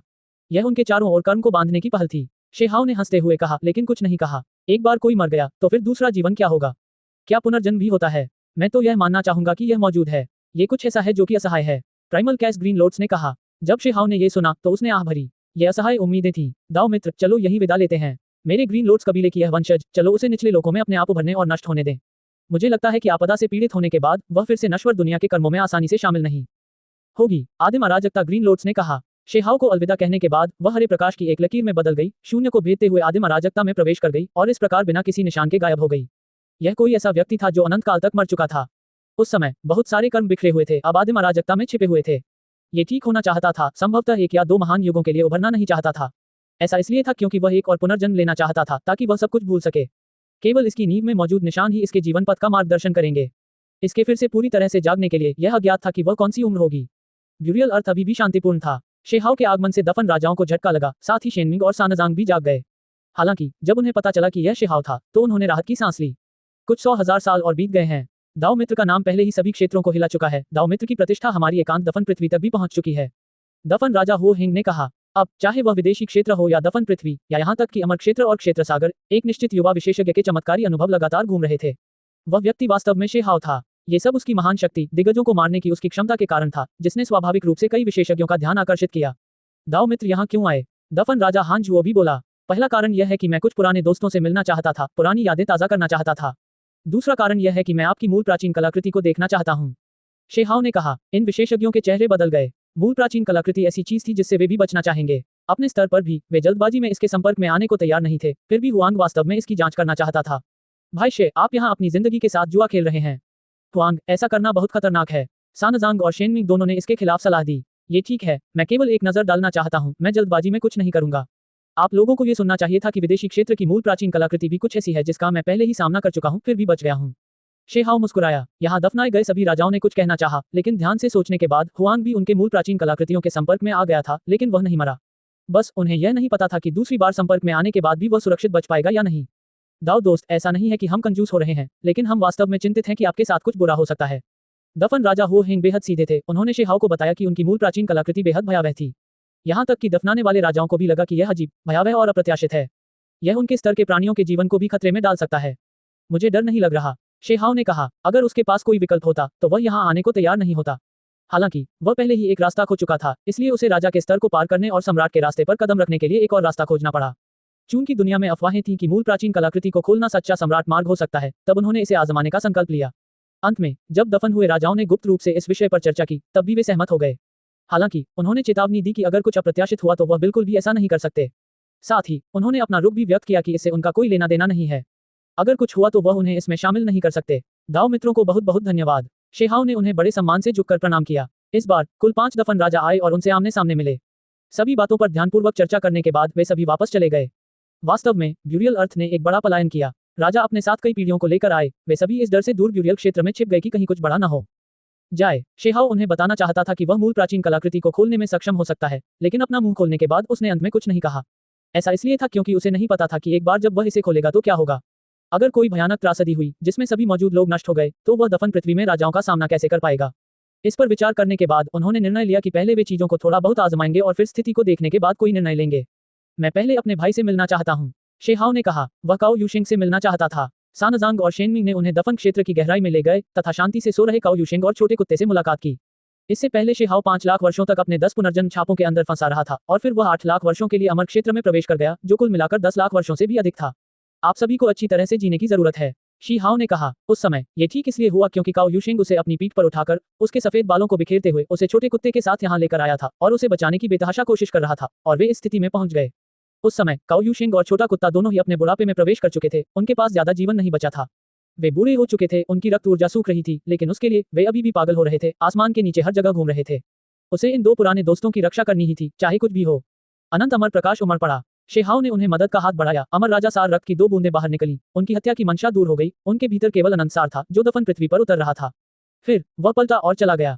दफन क्षेत्र की उत्पत्ति प्राचीन कलाकृति हमेशा इस दुनिया में नहीं रहती थी, बल्कि हर निश्चित समयावधि में केवल एक बार ही प्रकट होती थी। ऐसा इसलिए था क्योंकि पहले विभिन्न राजाओं द्वारा बेजोड़ दिव्य क्षमताओं का प्रदर्शन किया गया था। शेहाओ अकेले ही अपने रास्ते पर आगे बढ़ रहा था। वह मरे हुए शूरवीरों की मूल प्राचीन कलाकृति को देखने के लिए शून्य को चीरने के लिए तैयार था। इस बीच उसके पीछे कई मरे हुए शूरवीर इस डर से पीछे हट गए कि वह कोई बड़ी आपदा मचा देगा। आखिरकार अब वह एक अमर राजा था। अगर वह कोई उपद्रव मचाता है तो यह निश्चित रूप से एक बहुत बड़ा मामला होगा, संभवतः दुनिया के सभी अलग अलग क्षेत्रों को प्रभावित करेगा। ची शेहाओ ने शून्य को चीर दिया। अपनी वर्तमान साधना के साथ वह क्या नहीं कर सकता था। एक बेजोड़ मोहर भी उसे रोक नहीं सकती थी। वह राजाओं द्वारा व्यवस्थित स्वर्ग तक पहुंचने वाली भूमि में भी स्वतंत्र रूप से घूम सकता था। हान, वह एक प्राचीन महल में प्रविष्ट हुआ। यहाँ एक संदूक था जो ऊपर नीचे हो रहा था, 9 रंगों की चमक से बह रहा था, प्रकाश की दिव्य वर्षा कर रहा था। यह बहुत ही दीप्तिमान था, दिव्य और शुभ आभा से भरा हुआ था। इसमें धातु की झलक थी, साथ ही जैड और पत्थर की चमक भी थी। जब ये बहुरंगी रोशनी छोड़ता था तो ये सूरज की तरह चमकता था। इस संसार में लाखों करोड़ों प्राणियों में से बहुत कम ही ओरिजिन एंशिएंट आर्टिफैक्ट की चमक को सहन कर पाते हैं, तथा अधिकांश उसके संपर्क में आते ही नष्ट हो जाते हैं।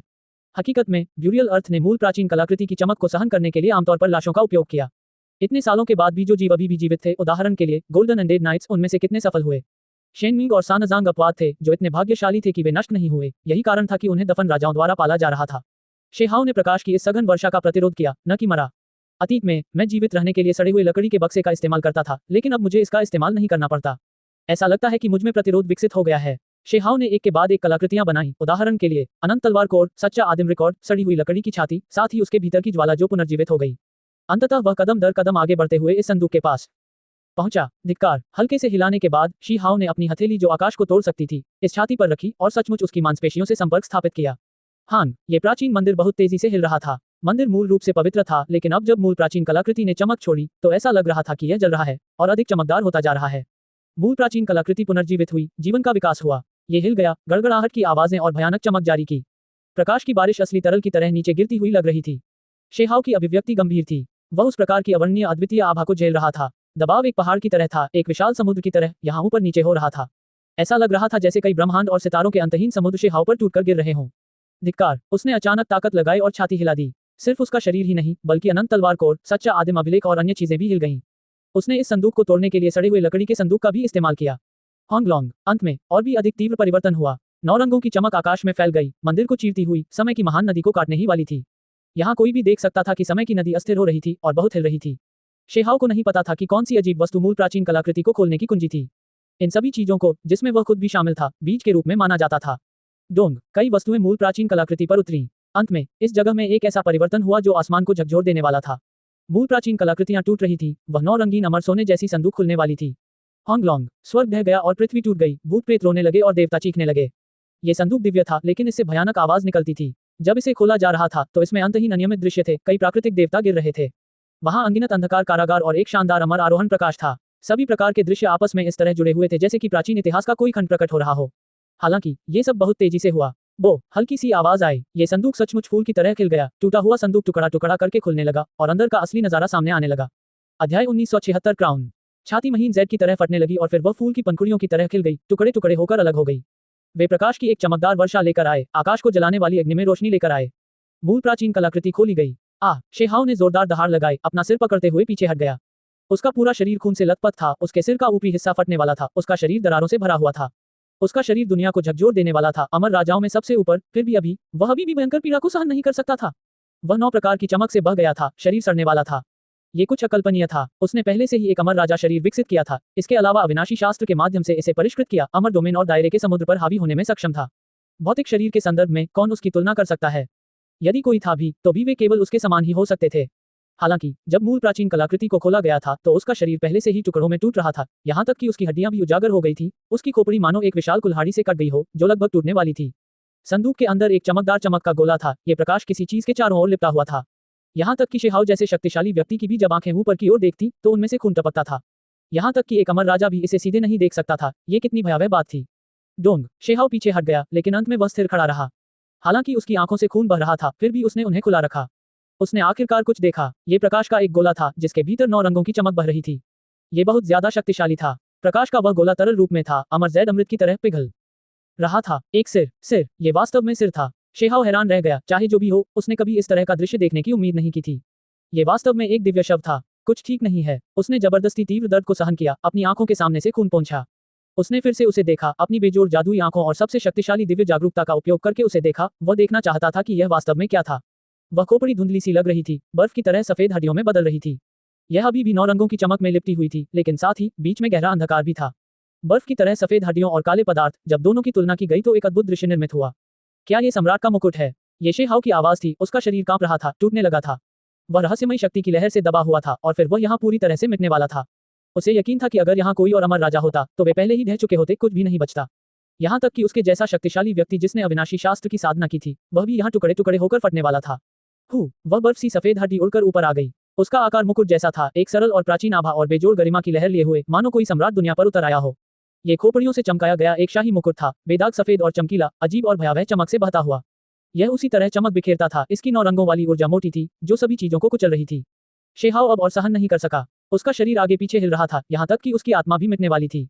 हान, उसमें बेजोड़ ताकत थी। वह शेहाओ के सिर पर उतरा, उसके काले बालों को छूते हुए वहां खुद को स्थापित करने वाला था। हड्डी का मुकुट भारी था, जैसे अंतहीन तारे आपस में टकरा रहे हों, बल्कि सघन ब्रह्मांड जैसा।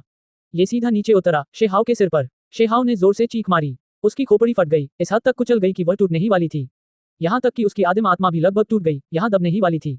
ये बहुत खतरनाक स्थिति थी। ये कैसी स्वाभाविक किस्मत थी, ये स्पष्टतः अपरिहार्य मृत्यु की स्थिति थी।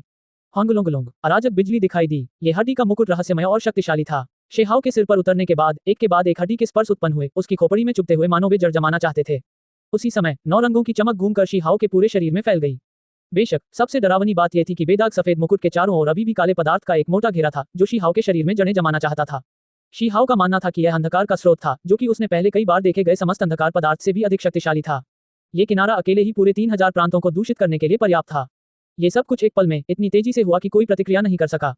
भाड़ में जाओ, शेहाओ क्रोधित था। इस हड्डी के मुकुट ने उसे तब तक कुचला जब तक उसका पूरा शरीर अलग अलग नहीं हो गया, जिससे हड्डियों के स्पर बन गए जो उसके शरीर में घुसना चाहते थे। क्या यह उसका सार चूसने की कोशिश थी या एक साथ मिलाने की? धिक्कार! उसने सड़े हुए लकड़ी के बक्से को हाथ में पकड़ लिया और उसे अपने सिर की ओर पटक दिया। इससे तुरंत ही हड्डियों के टुकड़े पीछे की ओर उड़ने लगे। उसे नहीं पता था कि इस सड़ी हुई लकड़ी की पेटी में क्या क्या छिपा है। ये वाकई चमत्कारी थी। उसी समय उसके दूसरे हाथ ने अनंत तलवार कोर को लहराया, जो उसके सिर की ओर बढ़ रहा था। तलवार की चमक बढ़ गई, अमर आरोहण प्रकाश चमक उठा। एक धमाकेदार आवाज के साथ ये सफेद मुकुट पर उतरा। ऐसा लग रहा था मानो तलवार की कोर से कोई हल्की चीख निकल रही हो। शून्य छवियां उत्पन्न हो रही थीं। एक प्राणी प्राचीन ताबूत पर बैठा था, जो डूबते सूरज के नीचे बेहद अकेला लग रहा था। वह खून से लथपथ महान धरती और अंतहीन कब्रों को घूर रहा था। इस समय उसने अचानक अपना सिर उठाया। डोम की ध्वनि के साथ जब इस हड्डी के मुकुट पर तलवार की कोर से प्रहार किया गया तो वह अलग हो गया। फिर पंखुड़ियों की लहर एक के बाद एक बंद होती गई, उस संदूक के टुकड़ों के साथ एक हो गई, एक साथ मिल गई, अपने भीतर सफेद मुकुट को इकट्ठा कर लिया, सब कुछ ढक लिया। ये जगह शांत हो गई, मानो कुछ हुआ ही ना हो। वह छाती चमकती हुई चमक के साथ बह रही थी, शून्य में उठती गिरती। हालांकि कुछ भी कैसे नहीं हुआ। शेहाओ का शरीर क्षत विक्षत हो चुका था, उसकी मूल आत्मा क्षीण हो चुकी थी। उसे गंभीर चोटें लगी थी, वह लगभग मरणासन अवस्था में था। अगर यह हाओचेंग, ताशी या यहाँ के अन्य लोग होते तो उनके शरीर और आत्माएं निश्चित रूप से मिट जाती। ये शक्ति अतुलनीय थी, पूरी तरह से अकल्पनीय। शेहाओ का इससे बच जाना केवल यही कहा जा सकता है कि वह साधना के मार्ग पर स्वर्ग विरोध के करीब था। दफन राजाओं, अलविदा। शेहाओ जल्दी में अपने क्षत विक्षत शरीर को दफन धरती से बाहर खींचकर चला गया और गायब हो गया। दफन हुए सभी राजा हैरान रह गए। उन्हें नहीं पता था कि क्या हुआ, उन्हें तो बस वहां के तीव्र उतार चढ़ाव का एहसास था। वे सभी अंदर से कांप उठे। मूल प्राचीन कलाकृति अभी भी वहां थी, इसलिए वे बहुत चिंतित नहीं थे। जब तक ये वस्तु खो नहीं गई थी तब तक सब ठीक था। बस हर एक दफन राजा को संदेह था कि हुआन के साथ आखिर हुआ क्या था। वह भागता हुआ लग रहा था, उसका पूरा शरीर खून के निशानों से ढका हुआ था। मुझे आशा है कि वह ठीक है, दफन राजा हो हिंग ने कहा। शेहाओ वहां से चला गया और रियल्म सागर में प्रवेश किया। उसने एक ऐसी जगह चुनी जहां कोई नहीं था और फिर अपने घायल शरीर का इलाज करने के लिए बैठ गया। हालांकि हालात उसकी कल्पना से कहीं ज्यादा खराब थे। अंधकार पदार्थ का एक धागा उसकी आत्मा में घुस गया, पागलपन की हद तक अराजकता फैला दी। उसकी आदिम आत्मा धुंधली हो गई, अंधकार में गिरने वाली थी। अंधकार पदार्थ का ये तंतु ही इसका स्रोत था। यह उस समय से कहीं अधिक गंभीर था जब वह 3000 प्रांतों में नष्ट हो गया था। उसी समय एक रहस्यमयी शक्ति थी जो उसे कुचल रही थी, जिससे वह लगातार खून खांस रहा था। उसकी खोपड़ी और 4 अंगों की हड्डियां टूट रही थी। ये दृश्य अविश्वसनीय रूप से भयानक था। उसकी आत्मा भी ऐसी ही थी, टूट रही थी, संभवतः नष्ट हो रही थी। शेहाओ भी निर्णायक था, उसकी आदिम आत्मा उसके शरीर को छोड़ रही थी। उसने अंधकार पदार्थ के उस धागे से परहेज किया, उसे अपनी आत्मा को नष्ट नहीं करने दिया। उसी समय उसकी मूल सार ऊर्जा की एक लहर भी बाहर निकल गई। उसने अपना मांस का खोल त्याग दिया। होंगलोंग, कुछ ही दूर पर सार रक्त की वह गांठ एक अविनाशी शरीर को फिर से गढ़ रही थी, उसे तेजी से बना रही थी। उसकी आदिम आत्मा अंदर लौट आई। उसी समय उसने खुद को पोषित करने के लिए एक 9 रंग की अमर गोली खा ली। यह अमर औषधियों और 3 जीवन औषधियों से निर्मित एक बेजोड़ महान औषधि थी। दवा की यह भट्टी किसी भी अमर राजा की आंखों को लाल कर सकती थी। ऐसा इसलिए था क्योंकि सम्राट पतन के युग से केवल एक ही व्यक्ति था जिसने इस बैच के अलावा एक बैच को परिष्कृत किया था। इस दवा का प्रभाव चरम पर था। ऐसा होने के बावजूद शेहाओ का नवनिर्मित शरीर अभी भी खून से लथपथ था, शक्ति की एक रहस्यमयी लहर को झेल रहा था। यह विशेष रूप से उस अंधकार स्रोत के मामले में था जिसे वह पूरी तरह से नष्ट नहीं कर सका था। दूरी पर शेहाओ का अलग हुआ शरीर टुकड़ों में बंटा हुआ था, वहां अंधकार का एक स्रोत घूम रहा था। गायब। शेहाओ ने एक जोरदार दहाड़ लगाई। उसने उस पुराने शरीर पर हमला किया जिसे उसने त्याग दिया था। उसे डर था कि वह अंधकार में गिर जाएगा और फिर एक नई आदिम आत्मा पैदा करेगा। उसकी मुट्ठियों ने उसके परित्यक्त शरीर को कुचल दिया, जिससे वहां खून की धार फूट पड़ी। अंधेरे का वह किनारा इधर उधर लहरा रहा था। शेहाओ ने उसे ध्यान से देखा। उसने बड़ी जादुई शक्ति दिखाई, उसे दबा दिया, उसे बंद कर दिया। यह आग से खेलने जैसा था। एक भी गलती और वह हमेशा के लिए अंधकार में चला जाएगा और उसके लिए उस भाग्य से मुक्त होना बहुत मुश्किल होगा। फिर शेहाओ वहां से चला गया और सीधे अमर क्षेत्र में लौट आया और एकांतवास में चला गया। वह ठीक होने की कोशिश में कई दशकों तक लगातार खून खांसता रहा। सैकड़ों वर्षों तक वे एकांतवास से बाहर नहीं आए तथा अपनी आदिम आत्मा को पोषित करते रहे। देखते ही देखते 10,000 साल से ज्यादा बीत गए। शेहाओ अभी भी एकांतवास में था। इस बार उसे जो नुकसान हुआ वो बहुत गंभीर था। उसे ठीक होने के लिए समय चाहिए था। वह बार बार अपने खून को तपाता रहा, अंधकार को दूर करता रहा। साथ ही वह भविष्य में कोई शिकायत न रह जाए, इस डर से आत्मा को भी शुद्ध कर रहा था। वह नहीं चाहता था कि कोई अप्रत्याशित घटना घटे। इस प्रक्रिया के दौरान जिस गुफा में वह एकांत में था, वहां से अमर प्रकाश निकलता था जो लगातार आकाश की ओर बढ़ता था। उसके साथ रक्त की चमक भी होती थी, जिससे भयानक उतार चढ़ाव उत्पन्न होते थे। जब भी कोई अमर राजा ये दृश्य देखता तो सभी हैरान हो जाते। क्या हुआंग घायल था? आखिर यह कैसा घाव था कि उसे ठीक होने में 10,000 साल लग गए? वह अब भी पूरी तरह से ठीक नहीं हो पाया है। शेहाओ के पास लड़ने की ताकत नहीं थी। इस अवधि के दौरान रियल्म सागर में बहुत अराजकता का अनुभव हुआ। शक्तिशाली प्राणियों का एक बड़ा समूह वापस लौट आया। इसके अलावा अमर डोमेन में अपना रास्ता बनाते हुए हत्याएं की। डार्कनेस विलो देवता और स्वर्ग के नीचे नंबर 2 ने शेहाओ को उनका विरोध करने में मदद की। भले ही वह जिस ब्रह्मांड में रहा, उसे बहुत नुकसान हुआ, लेकिन इसका उस पर कोई असर नहीं हुआ। अमर क्षेत्र के कई क्षेत्र क्षतिग्रस्त हो गए। इसी समय विदेशी क्षेत्र पर भी हमला हुआ, जिससे भारी क्षति हुई। हालांकि उनमें आत्मविश्वास था, वे इतने डरे हुए नहीं थे। ऐसा इसलिए था क्योंकि वहां कुछ दिग्गज थे जो रियल्म सागर से उनकी तरफ से लौटे थे। हुआंग गंभीर रूप से घायल हो गया है। दिलचस्प है, चलो देखते हैं कि क्या हम उसे परलोक में भेज सकते हैं। विदेशी राज्य में एक अमर राजा था जिसने ठंडी हंसी के साथ यह कहा। हालांकि उन्हें रियल्म सागर के दबाव का भी सामना करना पड़ा, फिर भी वे अमर क्षेत्र में अपना रास्ता बनाना चाहते थे और हुआंग को खत्म करना चाहते थे। वे पहुंच गए। अब इन दो क्षेत्रों के बीच कोई बाधा नहीं थी। तथाकथित इंपीरियल पास हजारों सालों से टूटा हुआ था। अब कोई भी इसे फिर से बनाने या पुनर्निर्माण करने में सक्षम नहीं था। हान, अमर स्मेल्टिंग पॉट प्रकट हुआ। कुंदी ने व्यक्तिगत रूप से कार्रवाई की, यहां उतरकर स्वर्ग तक पहुंचने वाले उतार चढ़ाव को भड़काया, अमर क्षेत्र के राजाओं को चौंका दिया।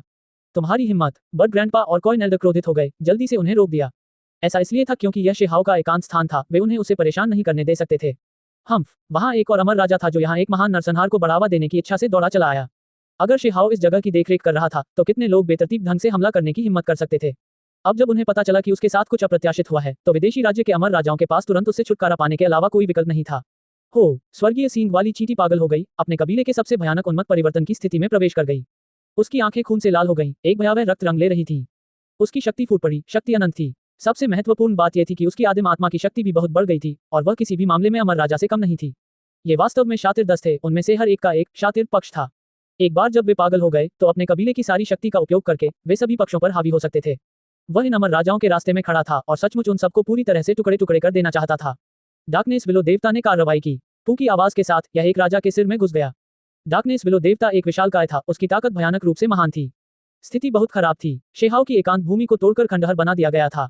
उसका असली शरीर सामने आ गया था, वह वर्तमान में वहां बैठा था, उसके होठों के कोनों से काला खून बह रहा था। वह अपने असली खून को परिष्कृत कर रहा था। मार डालो, हुआंग अब और बर्दाश्त नहीं कर सकता। आज उसे निश्चित रूप से बहुत नुकसान होगा। किसी ने चिल्लाया। शेहाओ शांत रहा, बिना हिले डुले। इन वर्षों के दौरान उसने सम्राट के पद पर चढ़ने की विधि प्राप्त करते हुए अपने शरीर को समायोजित किया, उस मार्ग पर कदम रखने के लिए इस क्लेश को उधार लेने की इच्छा की। वास्तव में बहुत लाभ हुआ। अब वह सम्राट बनने के मार्ग पर फंस गया था। उसकी आदिम आत्मा लगातार विभिन्न चीजों का अनुमान लगा रही थी, शानदार चमक जारी कर रही थी। वह जाग नहीं सका। मुझे रास्ता मिल गया, इस बार ये निश्चित रूप से सफल होगा। ओरिजिन एंशिएंट आर्टिफैक्ट में हड्डी के मुकुट ने शेहाओ को अंतहीन तीक्ष्णता प्रदान की, जबकि इस प्रक्रिया में वह लगभग मर ही गया। हालांकि वह अपना रास्ता भी देख पाया। इतने वर्षों के बाद भी वह हमेशा सोचता रहता था, सम्राट आरोहण एक रास्ता है जिस पर चला जा सकता है। हालांकि मौजूदा स्थिति बहुत भयानक थी। ऐसा इसलिए था क्योंकि दुश्मनों का एक समूह ठीक बाहर खड़ा था। इस प्रकार की स्थिति में एक भी गलती और शेहाओ को भारी नुकसान उठाना पड़ेगा। अध्याय 1977 सहनशीलता और सफलता। हुआंग, तुम सीधे परलोक में जा सकते हो। कुंदी की आवाज सुनाई दी। कई अमर राजाओं ने डार्कनेस विलो देवता को घेर लिया, उसे आगे बढ़ने से रोक दिया। कुंदी अमर स्मेल्टिंग पॉट हाथ में लेकर आगे बढ़े, आगे बढ़ने से रोकते हुए। वह एक विशालकाय था जो हर जगह छा गया था। अन्य अमर राजा उसे बिल्कुल भी नहीं रोक सकते थे। उदाहरण के लिए गोल्डन फर हो को उसके द्वारा हथेली के प्रहार से तब तक देर हो गई जब तक कि उसने बड़े बड़े मुंह में खून नहीं उगल दिया। जब वह हमला करना चाहता था तो अंत में अमर स्मेल्टिंग पॉट से अमर चमक की एक किरण ने उसे उड़ा दिया, जिससे उसका शरीर 2 टुकड़ों में टूट गया। वह पीछे की ओर लुढ़कते हुए दहाड़ने लगा। कुंदी की जादुई शक्तियां अनंत थी, उनकी अमर शक्ति दुनिया को चौंका देने वाली थी। बर्ड ग्रैंडपा और कॉइन एल्डर तुरंत घबरा गए। वे पागलों की तरह लड़े, आगे की ओर भागे। उन्होंने अपनी भारी चोटों को सहन किया, अमर स्मेल्टिंग पॉट का सामना किया। ये जगह चमक के साथ फट गई, अमर प्रकाश उमड़ पड़ा। बूढ़ी औरत, अपनी जान दे दे, मेरे भाई को चोट पहुंचाने के बारे में सोचना भी मत। स्वर्गीय सींग वाली चींटी दहाड़ उठी, उसकी आंखें लाल हो गईं। वह जानलेवा तरीके से आगे बढ़ा। उसने अपने पीछे से किसी के वार को झेला, तुरंत ही आगे की ओर बढ़ता हुआ कुंदी को रोकने की कोशिश कर रहा था। उसके पीछे एक अमर राजा ने उसके शरीर को छेद दिया। छेद आगे से पीछे की ओर था, खून की चमक चकाचौंध कर रही थी। हालांकि इस अमर राजा की भुजा भी असीम शक्ति की एक लहर द्वारा टूट गई थी, जिससे कच ध्वनि निकली। ये स्वर्गीय सींग वाली चींटी थी, जिसकी ताकत सबसे ज्यादा थी।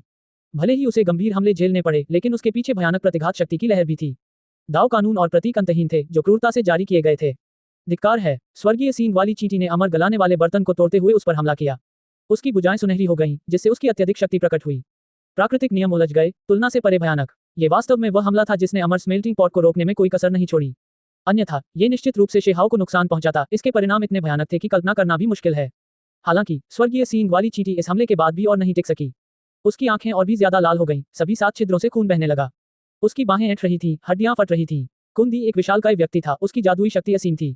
उसने जो भी हथियार सक्रिय किया, उसके किसी भी आकस्मिक प्रहार में स्वर्ग को नष्ट करने वाली और धरती को तहस नहस करने वाली शक्ति थी। तुम सब लोग चले जाओ, मैं हुआन को मारना चाहता हूँ, कोई मुझे रोक नहीं सकता। कुंदी दहाड़ कर बोला। उसके सिर के बाल चमक रहे थे। उसका शरीर दुबला पतला और सिकुड़ा हुआ था, लेकिन उसमें एक तरह की बेजोड़ आभा थी। उसकी पुतलियां चांदी के क्रॉस थीं। रक्त ऊर्जा बढ़ गई। अपने हाथ को ऊपर उठाने से वह इस दुनिया में सभी जीवन को नष्ट करने में सक्षम हो जाएगा। उसने आगे बढ़कर शेहाओ को मारने की इच्छा से वार किया।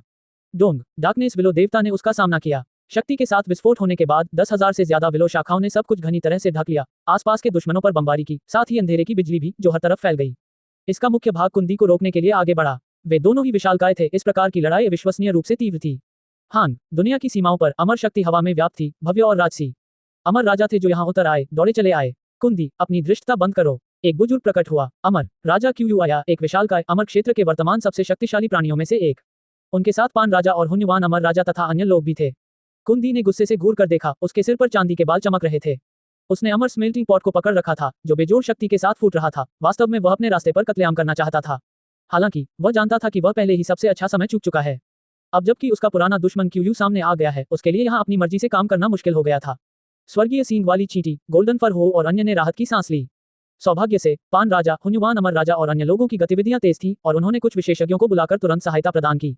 अन्यथा परिणाम इतने भयानक होते कि कल्पना करना भी मुश्किल होता। अन्य अमर राजा भी एक के बाद एक तेजी से आगे बढ़ रहे थे, जा रहे थे। कुंदी ने कहा। अंत में विदेशी राज्य के अमर राजा असहाय होकर पीछे हट गए। जब ये लड़ाई समाप्त हो गई, तब भी शेहाओ फिर से जीवित नहीं हुआ। सभी को लगा कि उसके साथ कुछ गड़बड़ है, वरना उसके जैसे दुनिया को झकझोर देने वाले साधक के लिए वह इन सबसे अनजान कैसे रह सकता था। विशालकाय क्यू आगे बढ़ा। शेहाओ की स्थिति को ध्यान से देखने के बाद उसने भौहें सिकुड़ी और कहा, मुझे नहीं पता कि यह अच्छा है या बुरा। उसके शरीर में अंधकार की शक्ति है, उसका मांस आत्मा विनाश की स्थिति में है। इसके अलावा वह दाव को समझ रहा है, किसी प्रकार की दाव समझ की स्थिति में मुक्त होने के लिए संघर्ष करने में असमर्थ। अंधेरे की ताकत, हर कोई हिल गया था। अगर हुआंग अंधेरे में गिर गया तो ये बहुत दुख की बात होगी। साथ ही अमर राजा की दाव समझ, वास्तव में उससे जाग न पाना, ये भी खतरे का संकेत था। कुछ लोग इस तरह के ध्यान में ऐसे ही मर गए। यह एक अमर राजा आपदा थी। यदि वह उस परीक्षण को पार नहीं कर सका तो हुआंग की मृत्यु हो सकती है। कुछ ही देर बाद सभी लोग चले गए। उस दिन के बाद डार्कनेस विलो देवता, स्वर्ग के नीचे नंबर 2, क्रांतिवृत्त अमर स्वर्ण दाववादी, स्वर्गीय सींग वाली चींटी और अन्य ने इस स्थान की गंभीरता से रक्षा की, शेहाओ की रक्षा की। वे जानते थे कि शेहाओ एक निर्णायक क्षण पर पहुंचा है। अगर वह इसमें सफल हो जाता है तो यह उसके लिए एक नई दुनिया की तरह हो सकता है। अगर वह असफल हो जाता है तो उसका शरीर और दाव नष्ट हो सकता है। धीरे धीरे समय बीतता गया। 5000 साल और बीत गए। शेहाओ होश में आया। उसने अपनी आंखें खोलीं। दिव्य चमक फूट पड़ी। उसकी उंगलियों के बीच एक विषैले सांप की तरह अंधकार में पदार्थ का एक रेशा रेंग रहा था, लेकिन वह उसके मांस को चबा नहीं पा रहा था। यह एक आश्चर्यजनक प्रकार की उपलब्धि थी। अंधकार स्रोत के पास वास्तव में उसे प्रभावी रूप से नष्ट करने का कोई तरीका नहीं था। साथ ही उसकी आंखें और भी गहरी होती गईं। इन वर्षों के दौरान वह हमेशा अपने भविष्य के मार्ग पर विचार करता रहता था, अपनी बेड़ियां तोड़कर सम्राट बनने की रोशनी देखना चाहता था। बेशक यही उसने अनुमान लगाया था। जहां तक सच्चाई का सवाल है, उसे अभी भी चीजों को परखने की जरूरत थी। शाही दरबार के अंदर जोरदार जयकारे गूंज रहे थे। शेहाओ के जागने से सभी ने राहत की सांस ली। इतने सालों में उसने बिल्कुल भी हरकत नहीं की, जिससे कई लोग बेचैन हो गए। उनके दिमाग पर छाया मंडरा रही थी। बच्चे, शिजोंगटियन बेहद खुश था। इन सालों में वह बेहद चिंतित था। उसे डर था कि उसका पोता मर जाएगा। जब कुछ पुराने मित्रों को यह समाचार मिला तो वे उनसे मिलने आए। अंत में जब उन्होंने सुना कि शेहाओ फिर से सम्राट बनने की राह पर कदम बढ़ाने जा रहा है, तो शुरुआती झटके के बाद कई लोगों के चेहरे पर चिंता के भाव उभर आए। क्या वह अभी भी आगे बढ़ने वाला था? क्या उसकी जान को कोई खतरा होने वाला था? तुम आगे बढ़ोगे? डार्कनेस विलो देवता ने पूछा। यह उसके दाव नियमों, उसके मार्ग को समझता था। स्वर्ग के नीचे नंबर 2, क्रांतिवृत्त अमर स्वर्ण दाववादी और अन्य लोग भी चिंतित थे। उन्होंने इसके खिलाफ सलाह दी तथा सुझाव दिया कि उसे फिर से प्रयास करने से पहले थोड़ी देर के लिए संग्रह करना चाहिए। जो बातें अनुमान लगाई जाती हैं, जरूरी नहीं कि वे सच हों। कुछ असाधारण अमर राजा हैं जिन्होंने सोचा कि उन्होंने अपने सम्राट बनने का रास्ता चुना है, लेकिन जब उन्होंने वास्तव में इसे अपनाया तो वे अंतिम चरण में असफल हो गए और बुरी तरह मर गए। वास्तव में इस प्रकार का रास्ता सबसे खतरनाक है। जिसने नकली दवा बेची, उसका शरीर 6 भागों में विभाजित कर अमर औषधियों में डाल दिया गया। क्या ये ठीक इसलिए नहीं था क्योंकि उसने बलपूर्वक सम्राट पद पर हमला किया था? बहुत पीड़ा झेली थी, इस प्रकार उसे शरीर पृथक्करण महाविधि बनाने के लिए मजबूर होना पड़ा। ठीक है, कसाई भी पहले लगभग बुरी तरह मर गया था। उन्होंने ऐसा न करने की सलाह दी और शेहाओ को सावधानी से आगे बढ़ने को कहा। ऐसा इसलिए था क्योंकि उनकी नज़र में इस दुनिया में कोई भी ऐसा नहीं था जो बादशाह बन सके। समय के साथ साथ जो लोग शिखर पर पहुंचे, चाहे वे कितने भी तेजस्वी क्यों न हो, अंत में उनके जीवन और खून ने यह बता दिया कि यह रास्ता कितना भयानक था। ये स्पष्ट था कि इस रास्ते पर नहीं जाया जा सकता था। जो लोग आगे बढ़ने पर अड़े रहे, वे अंत में मर गए। मेरा मानना है कि इस दुनिया में अभी भी और भी ऊंचाइयों तक पहुंचने के रास्ते हैं। भले ही सम्राट स्तर तक नहीं पहुंचा जा सकता, फिर भी यह अमर राजा से थोड़ा आगे होगा। शेहाओ ने कहा। उन्होंने व्यक्तिगत रूप से ओरिजिन एंशिएंट आर्टिफैक्ट के खुलने का अनुभव किया, खोपड़ी से पॉलिश किया गया वह हड्डी का मुकुट। इसने वास्तव में उन्हें लगभग मरने के बिंदु तक दबा दिया। ये पहले से ही इस मुद्दे को समझाने के लिए पर्याप्त था। वह इसे जारी रखना चाहते थे, सफलता प्राप्त करना चाहते थे। अगले 3000 सालों में शेहाओ वहां बैठकर अपने सभी अनुभवों को ध्यान से समझता रहा। उसे विश्वास था कि इस बार जरूर कोई न कोई सफलता मिलेगी। मेरा मार्ग निश्चित रूप से अपने स्वयं के नियमों को और अधिक परिपूर्ण बनाना है, शेहाओ ने स्वयं से कहा। अब वह अपने मार्ग में आने वाले सभी लोगों पर हावी हो सकता था। उसके दाव कौशल पहले से ही अमर राजा क्षेत्र के शिखर पर थे। ऐसा करने का कारण यह था कि उसने 6 महान गुप्त क्षेत्र स्थापित किए थे, जो वास्तव में उसके अपने मार्ग पर कदम रख रहे थे। अब वह इसे और अधिक परिपूर्ण बनाना चाहता था, सम्राट क्षेत्र में प्रवेश करना चाहता था। इससे पहले शेहाओ 7वें महान गुप्त क्षेत्र को खोलना चाहता था, लेकिन वह अंततः असफल रहा, कोई रास्ता नहीं खोज सका। जब वह हड्डी के मुकुट से दबा हुआ था, इस प्रक्रिया में लगभग अपनी जान गंवा रहा था, तो उसने पहले अपने सिर के ऊपर प्रकाश का वह गोला देखा, वह छोटी सी आकृति जो वहां बैठी थी। वह उसके साथ दहाड़ रही थी, लगातार दबा हुआ। उस समय जब उस पर मृत्यु की स्थिति के निकट दबाव डाला गया, तो उसने महसूस किया कि उसकी शक्ति कुछ हद तक बढ़ गई है, जिससे वह अस्थायी रूप से अस्थि मुकुट का प्रतिरोध करने में सक्षम हो गया। सिर से 3 फीट ऊपर देवता, यह अंतिम बिंदु नहीं है। इसे अपने मूल स्थान पर लौटना चाहिए, मेरे साथ एक हो जाना चाहिए, शेहाओ ने कहा। उसके ऊपर प्रकाश का वह क्षेत्र प्रकाश की वर्षा कर सकता है, उसकी रक्षा कर सकता है, उसके शरीर को सभी तरीकों से अभेद्य बना सकता है। हालांकि यह अंतिम गुप्त क्षेत्र नहीं होना चाहिए। उसे ऐसा महसूस हुआ कि यह गुप्त क्षेत्र अंततः उसके शरीर के अंदर लौट आएगा। हालांकि जब उसने चीजों को परखा और वास्तव में उसे अपने में समाहित करना चाहा, तो वह थोड़ा निराश हो गया। वह नहीं कर सका जो वह चाहता था। प्रकाश के उस गोले को हिलाया जा सकता था, उसे उसके शरीर में ले जाया जा सकता था, लेकिन उसे वास्तव में विलीन करना बहुत कठिन था। उसके पास इसे अंजाम देने का कोई तरीका नहीं था। हुआंग पुनर्जीवित हो गया, लेकिन उसने विदेशी क्षेत्र में अपना रास्ता नहीं बनाया। इससे अमर राजाओं के समूह को संदेह हुआ। उन्हें जो पता था, उसके अनुसार यह उभरता हुआ युवा तुलना से परे शक्तिशाली था। उनके द्वारा हमला किए जाने के बाद वह वास्तव में उनके दरवाजे पर दस्तक देने नहीं आया, ये समझ में नहीं आया। वास्तव में शेहाओ बहुत क्रोधित था। उसने पहले सफलता पर हमला करने का फैसला किया और फिर विदेशी राज्य पर एक महान नरसंहार को उजागर किया, सभी राजाओं को मिटा दिया, पूरी तरह से चीजों को व्यवस्थित किया। अगर दूसरों को पता चले कि वह क्या सोच रहा था, तो वे निश्चित रूप से अचंभित हो जाएंगे। वह विदेशी राज्य के राजाओं को सीधे सीधे खत्म करना चाहता था। आखिर वह कितना साहसी था। शेहाओ के मन में विदेशी साम्राज्य के प्रति जरा भी अच्छी धारणा नहीं थी। उन अमर राजाओं ने तथाकथित मुख्य बीज की खातिर बहुत गंभीर अपराध किए थे। यदि उन्होंने केवल साधकों को ही मारा तो यह एक बात थी, लेकिन उन्होंने नरसंहार किया। अनलान ने तो सिन प्रांत पर भी कब्जा कर लिया, जिसके कारण वे सभी प्राणी नष्ट हो गए, अंधकार में चले गए। इस बीच ये अभी भी छोटे पैमाने की घटनाएं थीं। अतीत में अमर प्राचीन की लड़ाई के दौरान 9 स्वर्ग 10 पृथ्वी के लगभग सभी कुलों का सफाया हो गया था, केवल कुछ जीव ही आपदा से बच पाए थे। उस युद्ध के बाद पूरी दुनिया में मौत जैसी शांति छा गई। ऐसा इसलिए हुआ क्योंकि सभी सामान्य जीव पूरी तरह से मारे गए थे। अनंत वर्षों के पोषण का अनुभव करने के बाद ही यह क्षेत्र पुनः स्वस्थ हो सका। हालांकि इससे एक खंडित युग भी पैदा हुआ। स्वर्ग और पृथ्वी बर्बाद हो गए, यहाँ तक कि अमर उत्थान भी असंभव हो गया, पूरी व्यवस्था क्षतिग्रस्त हो गई।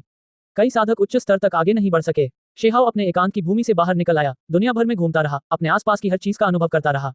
उसने आसमान की ओर देखा। क्या वह सम्राट के इस मार्ग पर सफल हो सकता है? मैं कर सकता हूँ, उसने अविश्वसनीय रूप से निर्णायक ढंग से कहा। साधना पथ, यह ऐसी चीज है जिसका अनुसरण सभी कबीले करते हैं, इसका कठिन होना ही उचित है। ऐसा कौन सा महान दाव है जहाँ कोई तुरंत सफल हो सकता है? हमें कांटों और झाड़ियों को काटकर खून के रास्ते पर चलना होगा। शेहाओ का चेहरा दृढ़ हो गया। उसने अपना निर्णय ले लिया और आगे बढ़ने की तैयारी करने लगा। मेरे सिर से 3 फीट ऊपर देवता, वह मेरी आत्मा है। यह मेरे शरीर के बाहर है, मेरे सिर के ऊपर बैठा है। जब यह मेरे शरीर में वापस आएगा तो मैं इसकी शक्ति का उपयोग कर पाऊंगा, मन और शरीर एक हो जाएंगे। शेहाओ जबरदस्ती इस रास्ते पर आगे बढ़ने वाला था। ये खून से लथपथ रास्ता था, समतल सड़क नहीं। उसे कड़वाहट के गीत के साथ नई राह बनानी थी। उस दिन शेहाओ के लौटने के बाद उसने सम्राट पद पर बलपूर्वक हमला करने की तैयारी की, राजा स्तर को तोड़ने की तैयारी की। तुम इतनी जल्दी में क्यों हो? ये बहुत खतरनाक है। क्या होगा अगर कुंदी फिर से प्रकट हो जाए जब तुम आगे बढ़ रहे हो?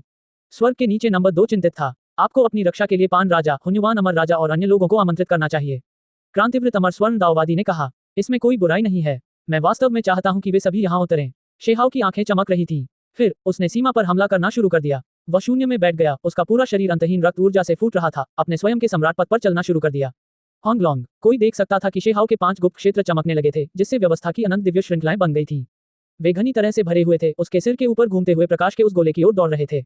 यह कोई सामान्य स्पर्श नहीं था, बल्कि विलय था। प्रकाश का वह क्षेत्र, आत्मा, उसके शरीर में विलीन होने जा रहा था, उसके साथ एक हो जाने वाला था। डोंग, ऐसा लग रहा था मानो स्वर्ग और पृथ्वी अलग हो रहे हों। ये दुनिया कांप उठी, आदिम अराजकता फैल गई, अमर क्षेत्र हिल गया। सभी पक्षों के विशेषज्ञ हैरान थे, क्योंकि यह गतिविधि बहुत बड़ी थी। ये छोटा दोस्त क्या कर रहा है? इस तरह की शक्ति बहुत बड़ी है। अमर क्षेत्र में कुछ अमर राजा थे जो उस क्षेत्र को देखकर हैरान थे। उन सभी के चेहरे पर हैरानी के भाव थे। वह सम्राट बनना चाहता है, राजा के दायरे को तोड़ना चाहता है। वह बहुत लापरवाह है। अगर वह इस तरह की बड़ी गड़बड़ी पैदा करता है तो क्या हर कोई नहीं जान पाएगा कि वह क्या कर रहा है? एक अमर राजा ने भौहें सिकोड़ते हुए कहा। उसे लगा कि हुआंग बहुत जल्दबाज है, इससे उसके लिए मुसीबत खड़ी हो जाएगी। यदि विदेशी लोग ये देखेंगे तो वे अवश्य ही इसे रोकने आएंगे। जब कुंदी ने विदेशी क्षेत्र में इस बारे में सुना तो उसकी आंखों में चमक आ गई। वह आगे बढ़ना चाहता है।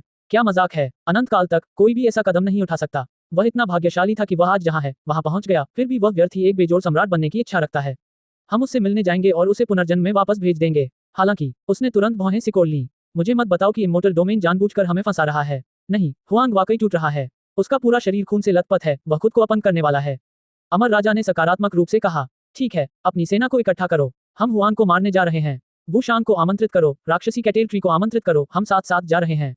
कुंदी ने कहा। जब बगल में बैठे विशेषज्ञों ने यह सुना तो उनके चेहरे पर भाव बदल गए। वू शांग कौन था? वह एक प्राचीन अमर राजा था जिसके पास जादुई प्रतिरक्षा शक्ति थी। उसकी शक्ति बेजोड़ थी। यह ऐसा व्यक्ति था जिसे हराया नहीं जा सकता था। राक्षसी कैटेल वृक्ष की प्रतिष्ठा ने सभी लोगों को और भी अधिक आश्चर्यचकित कर दिया। स्वर्ग के नीचे हर कोई इसके बारे में जानता था। क्या राक्षसी कैटेल वृक्ष अभी भी जीवित था? क्या यह अमर प्राचीन की लड़ाई में नहीं गिरा था? किसी ने चौंक कर कहा, स्पष्ट रूप से भ्रमित। सम्राट पतन के युग में कोई ऐसा व्यक्ति था जिसने बेजोड़ अमर गोलियों के एक समूह को परिष्कृत किया था। मेरे राज्य ने पहले दुनिया पर प्रभुत्व किया था, कई खजाने प्राप्त किए, इनमें से एक गोली की खोज की, इसका उपयोग राक्षसी कैटेल ट्री को बचाने के लिए किया। कुंदी ने ठंडी और गहरी आवाज में कहा। ठीक है, अब जब सभी दिग्गज इकट्ठे हो गए हैं तो भले ही हुआंग एक कदम आगे बढ़ जाए, फिर भी उसके बचने की कोई संभावना नहीं है और न ही उसके सफल होने की कोई संभावना है। चलो रियल्म सागर में चलते हैं, उन दो दाव मित्रों से संपर्क करते हैं, उन्हें हमारे साथ आने को कहते हैं और हुआंग को मारने में हमारी सहायता करते हैं। कुंदी ने ठंडे स्वर में कहा। सभी अंदर से कांप उठे। कुंदी ने जिन दाव दोस्तों की बात की थी वे निश्चित रूप से विशालकाय थे, अन्यथा वह उनके बराबर कैसे हो सकता था? इस प्रकार की शक्ति, क्या यह अमर क्षेत्र को पछाड़ने के लिए पर्याप्त नहीं होगी? हुआंग निश्चित रूप से मर चुका है। अमर राजाओं को पूरा विश्वास था कि इस बार अमर राज्य में रक्त की नदियां बहने वाली हैं। अमर क्षेत्र की गहराई में गाइडेंस प्राचीन महल के अंदर 9 सिर वाले राक्षस ने अपनी आंखें खोली। उसकी अभिव्यक्ति ठंडी थी। वह तोड़ना चाहता है। चलो हम भी एक नजर डालने जा रहे हैं। अमर क्षेत्र में बहुत अराजकता होने वाली थी। सभी तरफ से विशेषज्ञ इकट्ठा हो रहे थे। वे सभी हुआंग के खिलाफ कार्रवाई करना चाहते थे। अध्याय 1978। हर तरफ दुश्मन। तारों भरे आसमान की गहराई। ये ब्रह्मांड का सीमावर्ती क्षेत्र था, अत्यंत उजाड़ और अत्यंत ठंडा। यहाँ कोई कबीले नहीं रहते थे, अन्यथा आज उन्हें बहुत बड़ी आपदा का सामना करना पड़ता। शेहाओ अनंत ब्रह्मांड में बैठा था। उसके आसपास रक्त की किरणें एक के बाद एक धाराएं बहा रही थी। लहरें समुद्र की तरह उछल रही थी, उठ रही थी और गिर रही थी, सितारों से टकरा रही थी। यह एक तरह का भयानक दृश्य था। ब्रह्मांड के तारों का सागर हिल रहा था, अंतरिक्ष टूट रहा था, ब्लैक होल धंस रहे थे। ऐसा लग रहा था मानो पूरी दुनिया नष्ट होने वाली है। हालांकि विनाश की आभा के नीचे जीवन शक्ति की एक प्रचंड लहर भी थी जो लहरों की तरह फैल गई। उन्होंने तारों को उनकी जगह पर स्थिर कर दिया, टूटे हुए ब्रह्मांड को फिर से स्थापित किया। शेहाओ सीमा को तोड़ रहा था। उसके शरीर से दिव्य प्रकाश निकल रहा था जिससे अनंत रक्त ऊर्जा निकल रही थी। वह इस तारों वाले आकाश को नष्ट कर सकता था और सभी चीजों का पोषण भी कर सकता था। उसके सिर के ऊपर एक चमकदार रोशनी का गोला दिखाई दिया जो जल रहा था। दूर स्थित कुछ बड़े तारे पिघलकर तरल पदार्थ में बदल गए और फिर अंधेरे में लिपटा पूरा ब्रह्मांड फट गया। ये दृश्य बहुत भयानक और अजीब था। शीहाओ के सिर पर इस समय चौंकाने वाले परिवर्तन हो रहे थे। एक चमकदार रोशनी का गोला चमक रहा था, आग की लपटें उठ रही थी जो बस आकाश को जला डालने वाली थी। वास्तव में ये लपटें नहीं थी बल्कि महान दावरून थे। वे उछल रहे थे, मुट्ठी भर आकार की एक छोटी सी आकृति के चारों ओर लिपटे हुए थे और आकाश में सभी चीजों को रोशन कर रहे थे। शेहाओ के शरीर से एक के बाद एक जंजीरें फैलती गईं, उस छोटे से व्यक्ति को अपने शरीर में खींच लेने की इच्छा से। उनके बीच चमक बह रही थी, एक दूसरे से टकरा रही थी। यह कोई सामान्य प्रकार का उलझाव नहीं था बल्कि विलय था। वो शेहाओ के सिर के ऊपर वह छोटी सी आकृति संघर्ष कर रही थी। उसने एक के बाद एक व्यवस्था की जंजीरों को तोड़ दिया, जिससे शेहाओ की व्यवस्था की सभी बड़ी जंजीरें हिल गईं। उसका शरीर टूटने लगा। उसके शरीर पर खून की धारियां उभरने लगीं। अंत में उसके बाल भी खून से भीग गए। यह एक बेहद खूनी प्रक्रिया थी, एक ऐसी प्रक्रिया जिसमें हत्या की मंशा थी। शेहाओ ने बलपूर्वक अपनी आत्मा के साथ विलय कर लिया, लेकिन दोनों ने फिर भी लगातार विरोध किया और एक दूसरे से भिड़ गए। साधकों का मार्ग वास्तव में आदर्श के विपरीत जाना था, जो शुरू से ही खतरों से भरा था। उसके पास कोई विकल्प नहीं था। उस कदम को उठाने के बाद वह पीछे नहीं जा सकता था, उसे आगे बढ़ना था। शायद वह सम्राट बन जाए, इससे एक विस्तृत समुद्र और एक अंतहीन आकाश खुल जाएगा, लेकिन अगर वह असफल हो जाता है तो उसका शरीर और आत्मा नष्ट हो जाएगी। बहुत शक्तिशाली तो ये हुआंग है। जो रक्त ऊर्जा बाहर निकलती है वह अमर राजाओं को भी कांपने के लिए पर्याप्त है। कुछ दूरी पर कुछ लोग थे जो धीरे धीरे बोल रहे थे और चुपके से सब कुछ देख रहे थे। हालांकि इस तरह की चीजें करना बहुत खतरनाक है। मुझे ऐसा क्यों लगता है कि उसका दाव लहरा रहा है, शरीर अस्थिर है कि उसकी जान को खतरा है? क्या वह देवता को इसी नाम से पुकारते हैं? वे सभी अमर राजा थे जो इस जगह की रखवाली कर रहे थे। जब उन्हें पता चला कि शेहाओ राजा के ब्रेक थ्रू पॉइंट पर हमला कर रहा है तो उनके पास वहां से चले जाने और इस जगह पर ध्यान से नजर रखने के अलावा कोई विकल्प नहीं था। पान राजा और हुन्युवान अमर राजा ने बड़ी चाल चली, अन्य राजाओं को सहायता के लिए आमंत्रित किया। उन्होंने विदेशी राज्य के कुंदी और अन्य लोगों के अचानक हमले को रोकने के लिए इस स्थान पर नजर रखी। उन्हें शेहाओ का वध करने से रोकना चाहते थे, जिससे उनके सम्राट पद का इस तरह अंत हो गया।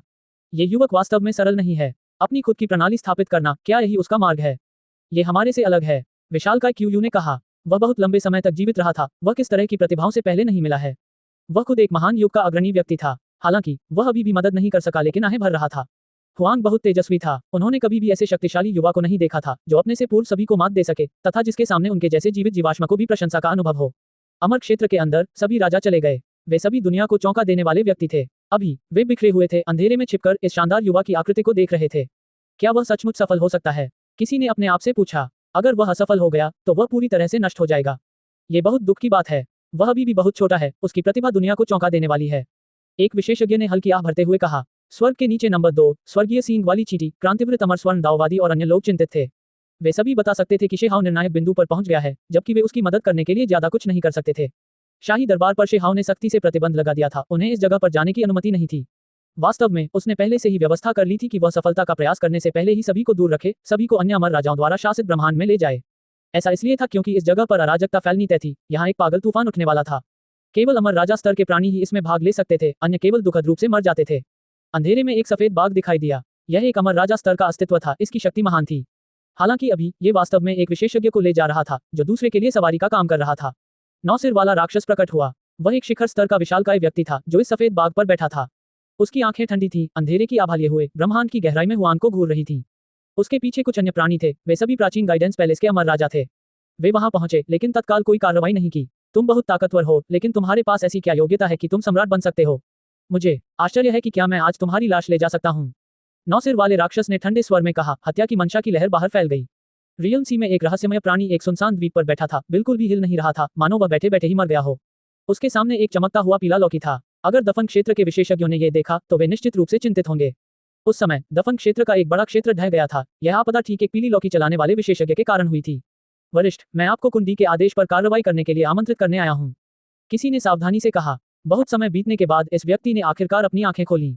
उसके सिर पर भूरे बाल थे, उसकी आंखें भी राख की तरह भूरे रंग की थी। एक भयानक विश्वोन्मूलन आभा थी जो आत्मा को भेदने में सक्षम लगती थी। हुआंग वास्तव में राजा स्तर को तोड़कर सम्राट बनना चाहता है। कितनी हास्यास्पद बात है। आप सभी इस तरह की बातों पर विश्वास भी करते हैं। बस उसे अपनी मौत खुद ही तलाशने दो, उसने ठंडे स्वर में कहा। वरिष्ठ जूचोंग, ये व्यक्ति बहुत खास है, पछताने से बेहतर है कि सुरक्षित रहें। मुझे आपके आदरणीय स्वर से कहना चाहिए कि आप कार्रवाई करें, उसे दबाएं और हमारे साथ मिलकर मार डालें। इसके अलावा वह दफन पृथ्वी से भी पुनर्जीवित हुआ। अतीत में जब आपने दफन पृथ्वी को तोड़ा था तो वह ठीक वही था। यह आपके साथ छोटे मोटे कर्म साझा करने जैसा ही है, विदेशी क्षेत्र के साधक ने सलाह दी। जू चोंग ने अचानक अपना सिर उठाया, उसकी भूरी पुतलियां भयावह चमक छोड़ रही थी, वह शून्य में घूर रहा था। फिर वह उठ खड़ा हुआ। हम जा रहे हैं। एक दूसरे सुनसान द्वीप पर भी ऐसी ही घटनाएं हो रही थी। वहां एक अधेड़ उम्र का आदमी खड़ा था जिसकी पीठ रियलमसी की तरफ थी। वह बिल्कुल भी नहीं हिल रहा था, बिल्कुल एक मूर्ति की तरह। उसके बगल में बर्फ की तरह सफेद लंबा ब्लेड था। ऐसा लग रहा था जैसे वह तारों की धारा से निकला हो जो आसमान में बह रही हत्या की मंशा रखती हो। ब्लेड किंग, क्या आपके आदरणीय स्वर ने नहीं कहा था कि आप अमर डोमेन में प्रवेश करने जा रहे हैं? किसी और ने पूछा। अंत में ब्लेड किंग नामक ये विशेषज्ञ अत्यंत शांत भाव से भारी कदमों से समुद्र से बाहर निकलकर दूर स्थित अमर क्षेत्र की ओर तेजी से बढ़ गया। विदेशी क्षेत्र से आए कई लोग वहां पहले से ही अपने रास्ते पर थे। कुंदी वहां पहुंचे और अपने सामने फैले ब्रह्मांड को घूरने लगे। उन्होंने हुआंग की दयनीय स्थिति देखी, कैसे उसका पूरा शरीर खून से लथपथ था, मांस टूटने को था, फिर भी वह बेतहाशा बाहर निकलने की कोशिश कर रहा था। हे, वाकई हंसने लायक। वह वास्तव में सम्राट बनने की कोशिश कर रहा है, अपनी क्षमताओं को ज्यादा आंक रहा है। कुंदी ने ठंडे स्वर में कहा। ये लोग जो अपने विनाश के मार्ग पर चलते हैं, हमें कोई कार्रवाई करने की भी आवश्यकता नहीं है। स्वर्ग उनके जीवन का फल भोगेगा। अमर राजा दैत्य वुशांग ने कहा। केवल युवा पीढ़ी, इतना कुछ कहने की क्या जरूरत है, बस उसे मार डालो। एक व्यक्ति बोला। उसका कद लंबा था, उसके चारों ओर चमक के सफेद धब्बे फड़फड़ा रहे थे। वह राक्षसी कैटेल ट्री था जो अब इस दुनिया में फिर से प्रकट हो रहा है। इसके तुरंत बाद रियल्म सागर से 2 महान दिग्गज भी यहाँ आ गए। एक के हाथ में एक चमकदार पीली लौकी थी, दूसरे के हाथ में एक चमकदार सफेद स्वर्गीय ब्लेड था जो इस स्थान पर उतर रहे थे। इन दोनों ने कुछ भी नहीं छिपाया, सीधे इस तरह से कत्लेआम मचाया जिससे अमर क्षेत्र के सभी राजा अंदर से कांप उठे। ये बुरा है, 2 महान विशेषज्ञ यहाँ उतरे हैं, स्थिति अच्छी नहीं लगती। अमर डोमेन के विशालकाय क्यूयू ने डूबी हुई आवाज में कहा। दूसरों को शायद पता न हो, लेकिन वह स्पष्ट रूप से कैसे नहीं समझ सकता था। उस विशेषज्ञ का नाम जूचोंग था, जिसने चमकदार पीली लौकी को पकड़ा हुआ था, जिसे चिकन फॉर्मा का सामना करने के बाद गंभीर चोट लगी थी, लेकिन अंततः वह बच गया। इस तरह की आकृति निश्चित रूप से भयानक थी। ये बुरा है, हालात अब बेहद परेशानी भरे हो गए हैं। क्यूयू ने एक और आह भरी। दिग्गजों के अलावा यहाँ अमर राजा और अमर राजा भी थे, वे सभी यहाँ एकत्रित हुए थे। उनकी आंखें ठंडी थीं, वे सभी उस समय की सबसे शक्तिशाली हस्तियां थीं। अब वे सभी एक साथ मिलकर ऐसे ही नीचे उतर रहे हैं। हुआंग व्यर्थ ही सम्राट बनना चाहता है। वह वास्तव में स्वर्ग और पृथ्वी की ऊंचाई और गहराई को नहीं जानता। ये देखते हुए कि तुम पहले से ही खून से लथपथ हो, लगभग आधे अपंग हो, ये बूढ़ा तुम्हें मदद के लिए हाथ बढ़ाएगा, तुम्हें बस आगे बढ़ने देगा। इस समय एक अमर राजा बोला। बोलते समय उसने पहले ही एक चाल चल दी थी। उसके हाथ में एक चांदी का हथौड़ा था जो गरज के साथ चमक रहा था। वह वज्र के देवता की तरह थे, आगे बढ़ते हुए, अचानक कार्रवाई करते हुए, उनकी चाल बहुत तेज थी। वास्तव में, जब उसके शब्द सुनाई दिए, तो सभी लोग पहले से ही शिहाओ पर हमला करने के लिए आगे बढ़ गए थे। तुम सबकी हिम्मत है, अमर डोमेन में, किसी ने चिल्लाकर कहा, इसे रोकने की इच्छा से। हालांकि, शिहाओ की प्रतिक्रिया भी काफी तेज थी। उसने अचानक अपनी आंखें खोलीं। हालांकि उसका शरीर खून से लथपथ था और उसमें दरारें थी, उसकी खुद की स्थिति भयानक थी, फिर भी उसके पास शक्तिशाली शक्ति थी। धिक्कार! शिहाओ के नंगे हाथ आगे बढ़े, चांदी के हथौड़े पर प्रहार किया, जिससे उसमें वेंग वेंग की आवाज गूंजने लगी। अमर राजा की कलाकृति धुंधली हो गई और फिर टूटकर बिखर गई। सब लोग भयभीत हो गए। ये कैसी शक्ति थी? पिंग! उसी क्षण, शिहाओ ने अपना हाथ घुमाया, हथेली को मुक्त किया, आगे की ओर प्रहार किया, दुनिया को झकझोर देने वाली शक्ति के साथ विस्फोट किया, उस अमर राजा को तब तक हिलाया जब तक कि उसने तुरंत एक कौर खून बाहर नहीं निकाल दिया, उसका पूरा शरीर बाहर उड़ गया। ये देखकर वे हैरान रह गए। क्या हुआंग किसी तरह से आगे निकलने की कोशिश नहीं कर रहा था? उसे बहुत ज्यादा ध्यान केंद्रित करना चाहिए था, फिर भी वह अपने आसपास की चीजों से निपटने के लिए अपना कुछ ध्यान कैसे निकाल सकता था? पिछली बार जब वह एकांत में था, तो उसने बिल्कुल भी हरकत नहीं की, इस प्रक्रिया में वह लगभग मारा गया था। हालांकि, इस बार, ये पूरी तरह से अलग था। उस अमर राजा ने बाहर की ओर उड़ते हुए एक अजीब चीख निकाली। गर्जन! स्वर्गीय सींग वाली चींटी ने एक जोरदार दहाड़ लगाई और खुद को सीधे नीचे फेंक दिया। उसका पूरा शरीर सुनहरी चमक से भर गया। वह एक ऐसा व्यक्ति था जिसके पास बहुत ताकत थी, उसकी मुट्ठी का निशान अतुलनीय था, उसकी ताकत भयानक रूप से महान थी। बस एक मामूली मानव कबीले जूनियर, फिर भी आप राजा स्तर को तोड़ने की हिम्मत करते हैं। आप खुद को ज्यादा आंकते हैं। मैं आपको एक ही ब्लेड से परलोक में भेज दूंगा। अंततः, रियल्म सागर के विशालकाय ने कार्रवाई की। श्वा की आवाज के साथ, ब्लेड की चमक की एक चमकदार सफेद लकीर फैल गई। ब्रह्मांड टूट रहा था, स्वर्ग और पृथ्वी कट गए थे। वह दृश्य बहुत भयावह था, अंतहीन ब्लेड की चमक तारों वाले आसमान को कुचल रही थी। सभी राजा घबरा गए। उसका ब्लेड शिहाओ की ओर बढ़ रहा था, साथ ही साथ उन अमर राजाओं पर भी हमला कर रहा था जो अभी भी अंधेरे में छिपे हुए थे। यह अजेय था, चमकदार ब्लेड ऊर्जा सब कुछ पूरी तरह से नष्ट करने वाली थी।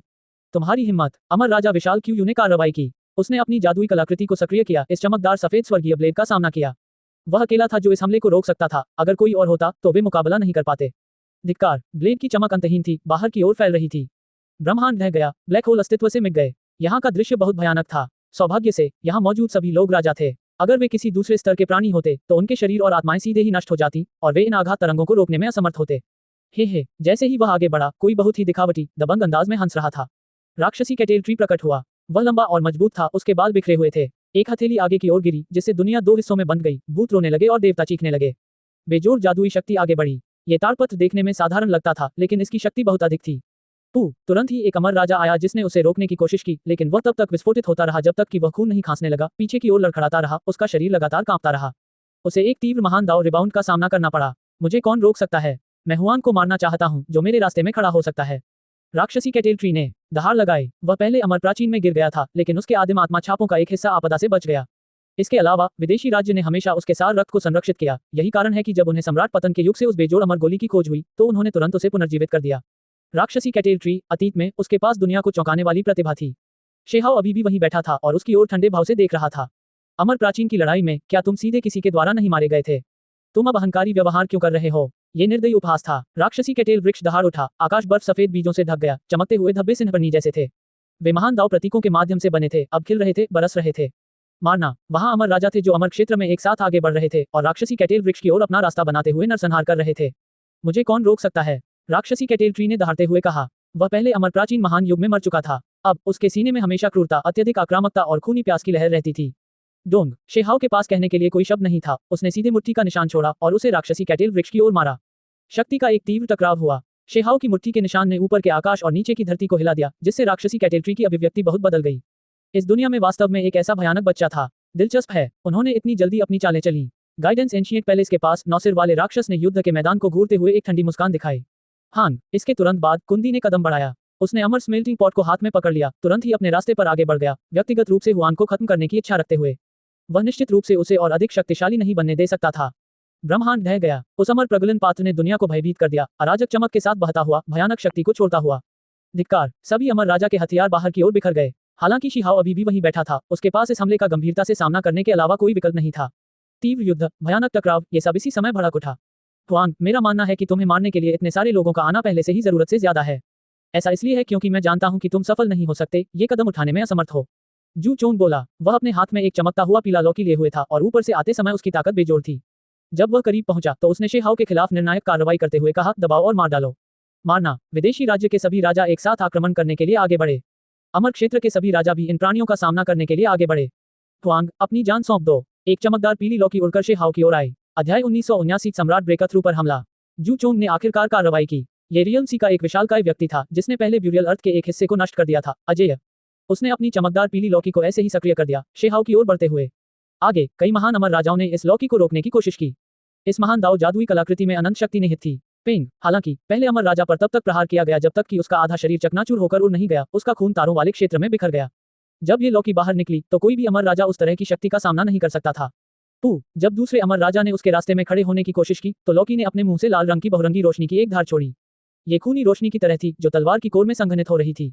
इसने उस अमर राजा का सिर ऐसे ही काट दिया। वह अमर राजा चिल्लाया, उसकी आदिम आत्मा मुक्त होने के लिए संघर्ष कर रही थी। वह सार रक्त लेकर दूर भाग गया, अंततः अपनी आदिम आत्मा को उस तलवार से कटने से बचा लिया। जब जू चोंग ने शक्ति का प्रदर्शन किया तो वह बहुत ही अजीब था। उसकी जादुई कलाकृति अजेय थी, कोई भी उसे रोक नहीं सकता था।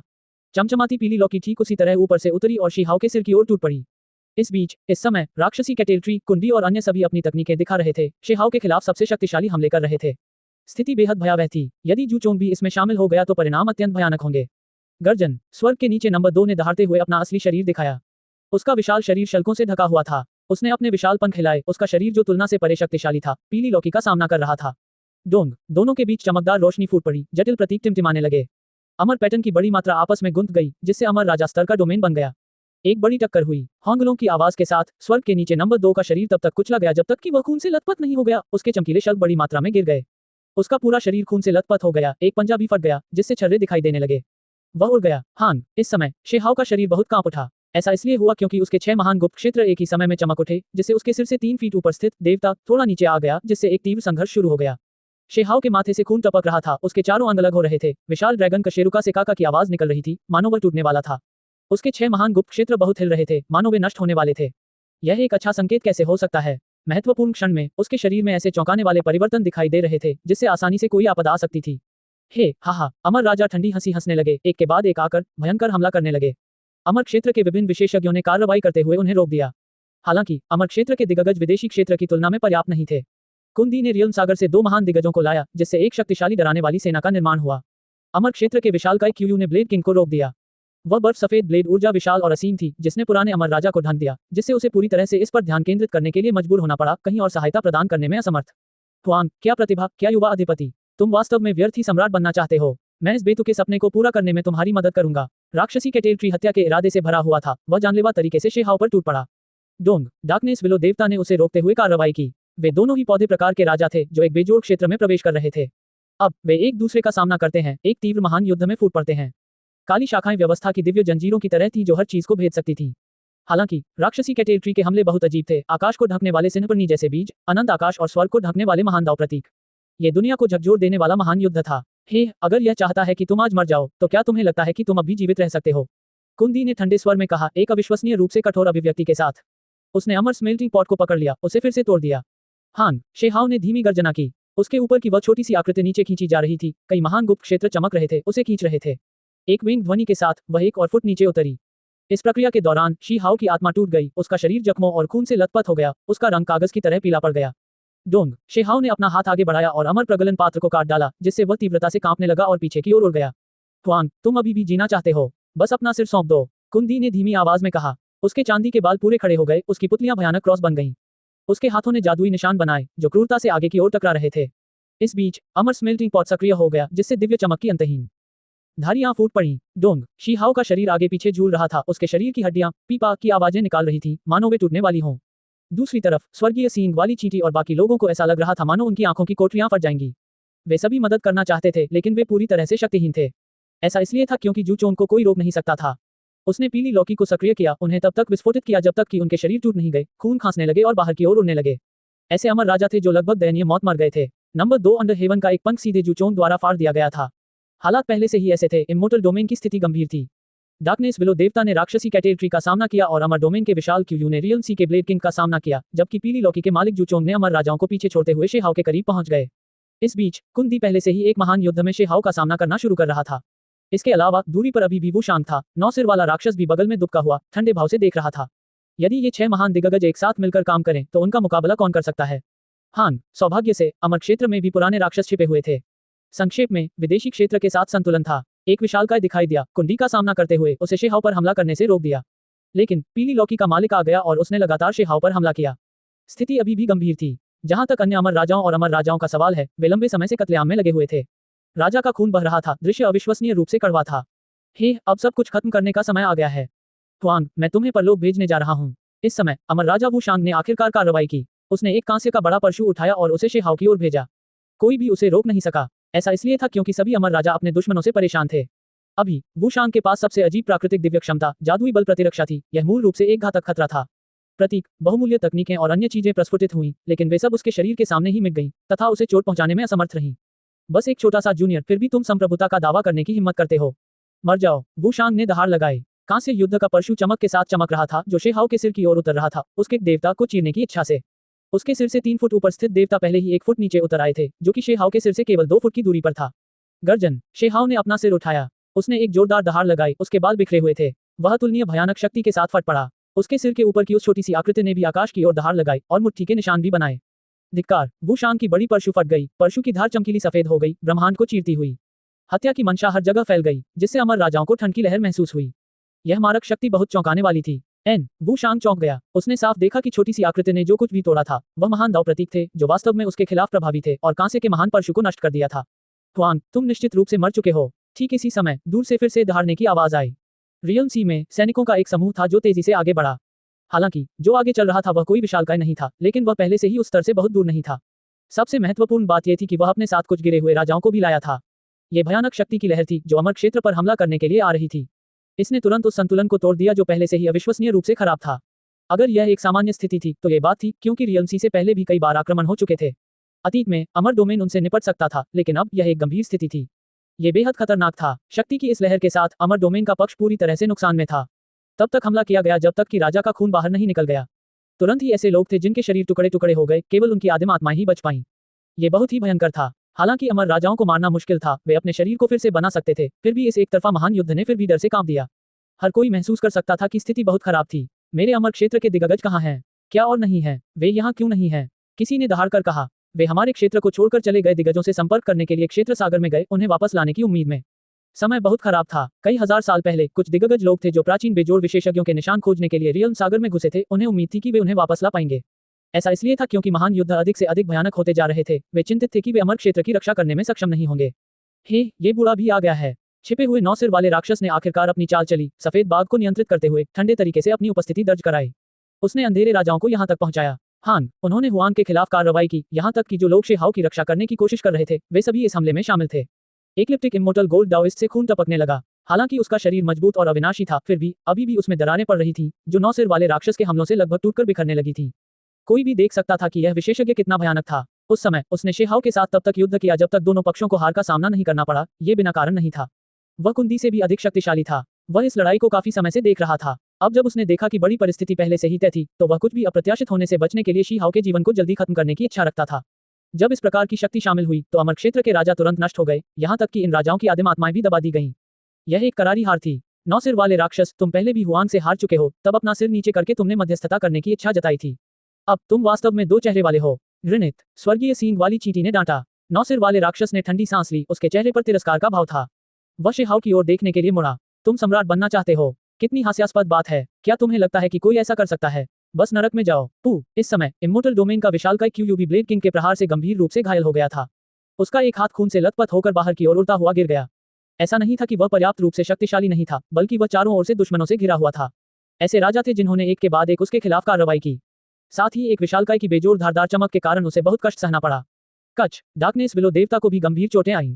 इस समय आकाश सिंहपर्णी के बीजों, चमकते पीले लौकी, चमकदार सफेद ब्लेड की चमक और अन्य चीजों से ढका हुआ था जो उसकी ओर दब गए, जिससे कई काली शाखाएं गिर गईं। पूरा पेड़ का शरीर धुंधला हो गया। हान, अमर डोमेन का दूसरा विशालकाय भी घायल हो गया था, पीछे हट रहा था। बहुत सारे दुश्मन थे, वे सभी शेहाओ को घेरे हुए थे, पागलपन से कार्रवाई कर रहे थे, इस जगह को घेर रहे थे।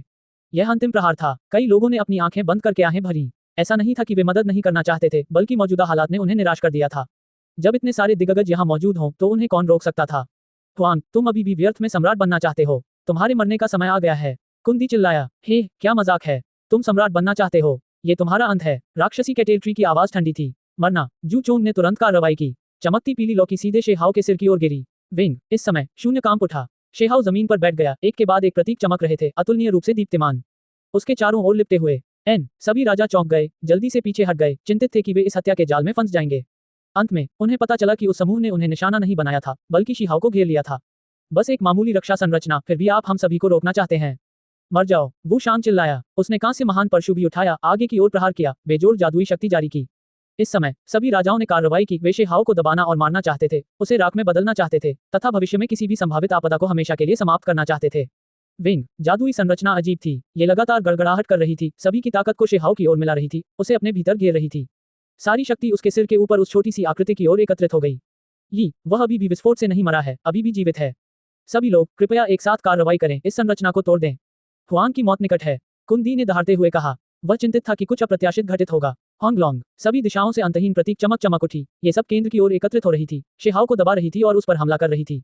क्या शानदार चाल है। इस संरचना में 5 तत्व अमर सोना, अंधकार अमर सोना, दीप्तिमान अमर सोना, 7 रंग अमर सोना, शून्य अमर सोना, सब कुछ यहाँ है। यहाँ तक कि एक सामान्य अमर राजा भी इसका कुछ नहीं बिगाड़ सकता।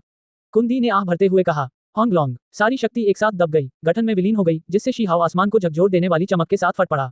मर्ज, ये ठीक इसी क्षण है। शेहाओ ने दहाड़ लगाई। उसके सिर के सारे बाल खड़े हो गए, उसके शरीर से खून टपक रहा था। उसने राजाओं की शक्ति को अपने स्वरूप में खींच लिया और उसका उपयोग अपने शरीर को निखारने के लिए किया।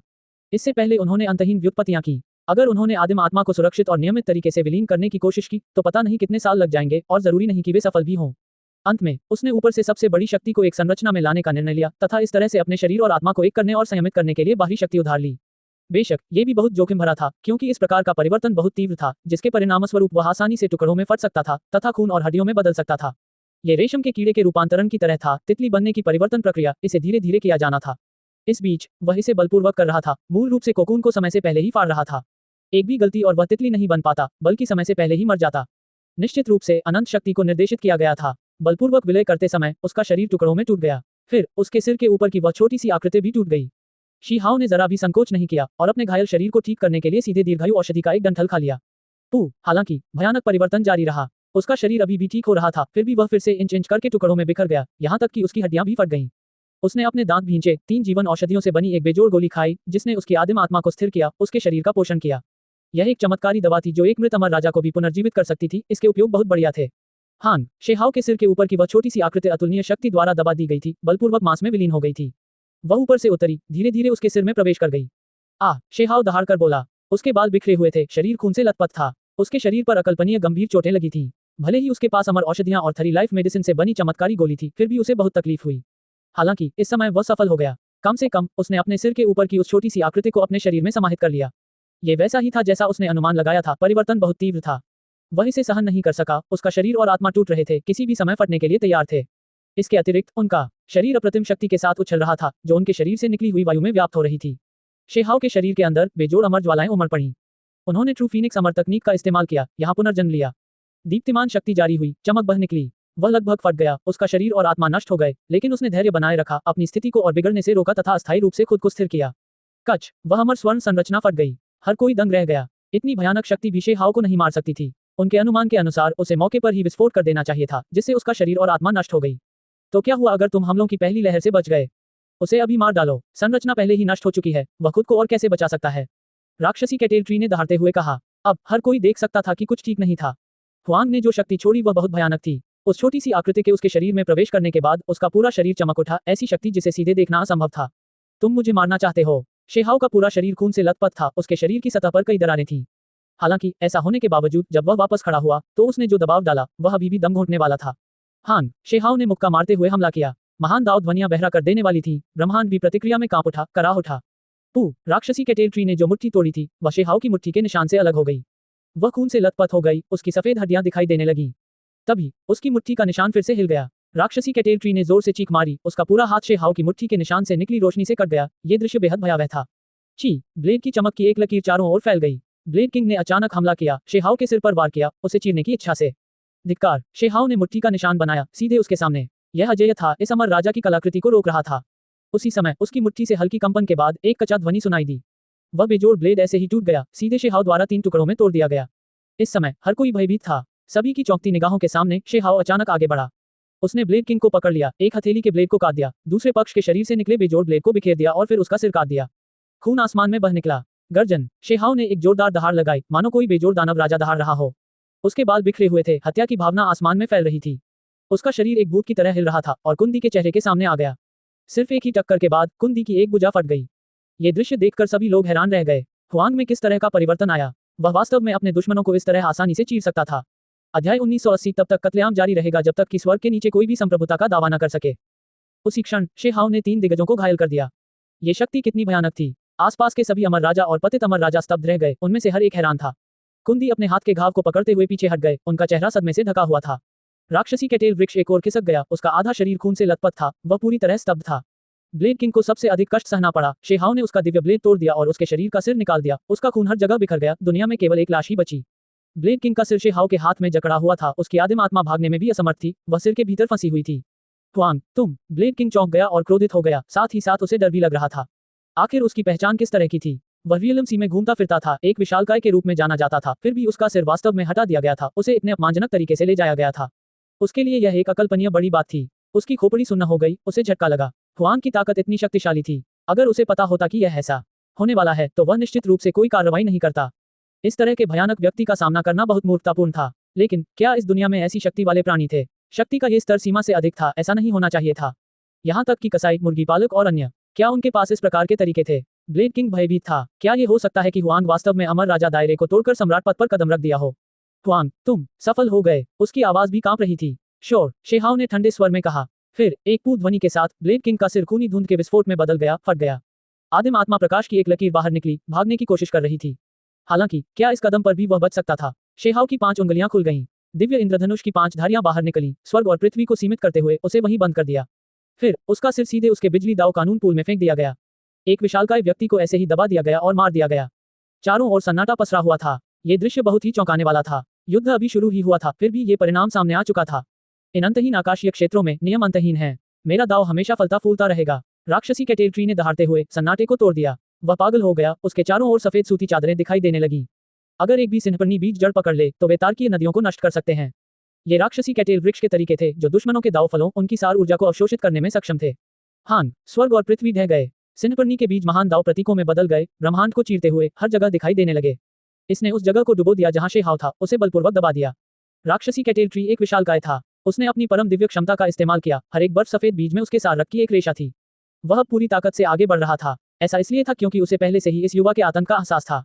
शायद वह सचमुच राजा के दायरे में सेंध लगा सकता था, अन्यथा इतना शक्तिशाली प्राणी कैसे हो सकता था? एक साधारण सी टक्कर से ही दिग्गजों की जान जा सकती थी। ये बात दैवीय किंवदंतियों से भी बढ़कर थी, जिससे वह एक अलग ही स्तर का प्राणी बन गया। हान, शेहाओ के शरीर की सतह पर भयंकर लपटें फूट पड़ी, जो बहुत तेज जल रही थी। इसने शून्य को तब तक जलाया जब तक कि वह ढह नहीं गया। ब्रह्मांड चीख रहा था, कांप रहा था, मुड़ रहा था और मुड़ रहा था। ये बेजोड़ अमर ज्वालाएं थीं। उसके शरीर की सतह के संपर्क में आने वाले सभी तैरते हुए सिंहपन्नी के बीच पूरी तरह से प्रज्वलित हो गए। भले ही वे महान दाव प्रतीकों में बदल गए हों, फिर भी वे भड़क उठे, लपटें आकाश में फैल गईं। सम्राट पथ, आपने सचमुच अमर राजा क्षेत्र को तोड़ दिया है।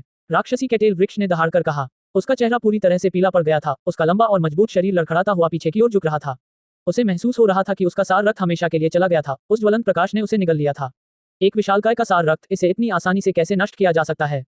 यह विशेष रूप से तब होता था जब महान दाव प्रतीक एक में विलीन हो जाते थे, दुश्मनों को दबाते और मारते थे, शक्ति अंतहीन होती थी।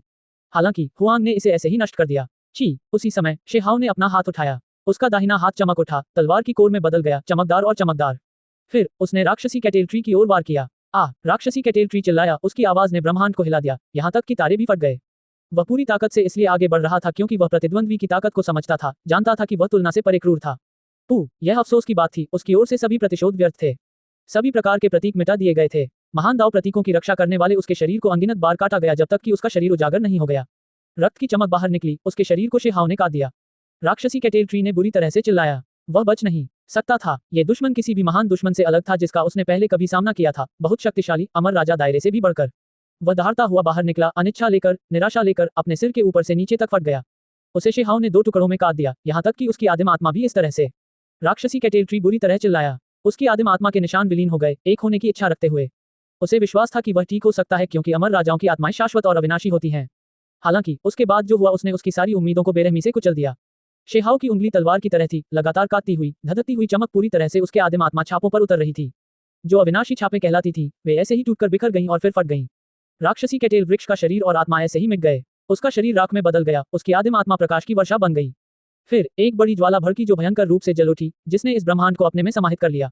आकाश और पृथ्वी हिल गए। अनियमित दृश्य बहुत ही चौंकाने वाले थे। शेहाओ के एक हाथ की आड़ में वे सभी अजीब दृश्य गायब हो गए और दोबारा प्रकट होने की हिम्मत नहीं जुटा पाए। एक दानव की ऐसे ही हत्या कर दी गई। इससे यहाँ का हर राजा स्तब्ध रह गया। हालांकि इस समय शेहाओ भी लड़खड़ा रहा था, ऐसा लग रहा था कि वह थोड़ा कमजोर था। उसका शरीर खून के धब्बों से भरा हुआ था, हर जगह दरारें थीं। वह एक चीनी मिट्टी के बर्तन की तरह था जिस पर जोर से चोट लगी हो और टूटे हुए शरीर को फिर से जोड़ा गया हो। ऐसा इसलिए था क्योंकि जब वह आगे बढ़ रहा था तो उसे एक अकल्पनीय विनाशकारी शक्ति का सामना करना पड़ा। उन्होंने अपनी आत्मा और शरीर को बलपूर्वक एक कर दिया। इस प्रकार का तीव्र परिवर्तन बहुत कठिन था। जब एक नाजुक और बढ़िया कलाकृति तैयार की जाती है तो दूसरे लोग सावधानीपूर्वक औजारों से नक्काशी करते हैं, सतह को चमकाने के लिए पानी का उपयोग करते हैं, जबकि वह बिजली की तरह उन्मत्त होकर एक विशाल कुल्हाड़ी से काटता है। एक ही दिन में स्वर्ग में चौंकाने वाले परिवर्तन हुए। इस प्रकार का विकास बहुत ही प्रभावशाली था। केवल ये तथ्य कि शेहाओ की मृत्यु नहीं हुई पहले से ही एक चमत्कार था। इसका मुख्य कारण यह था कि थरी लाइफ मेडिसिन से परिष्कृत की गई बेजोड़ अमर गोली ने बहुत काम किया, जिससे ये सुनिश्चित हुआ कि उसकी आदिम आत्मा की छाप अमर बनी रहे। भले ही उसकी आदिम आत्मा बिखर गई हो, लेकिन उसे फिर से जोड़ दिया गया। अगर ऐसा नहीं होता तो शेहाओ की यहाँ पहले ही मौत हो चुकी होती।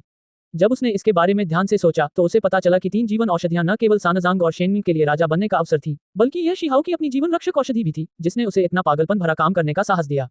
हालांकि गंभीर चोटें तो गंभीर ही थीं, वह कभी भी टूट सकता था। ऐसा इसलिए था क्योंकि भले ही वह आत्मा उसके शरीर में प्रवेश कर गई थी, उसके शरीर के साथ विलीन होने लगी थी, लेकिन ये प्रक्रिया पूरी तरह से पूरी नहीं हुई थी।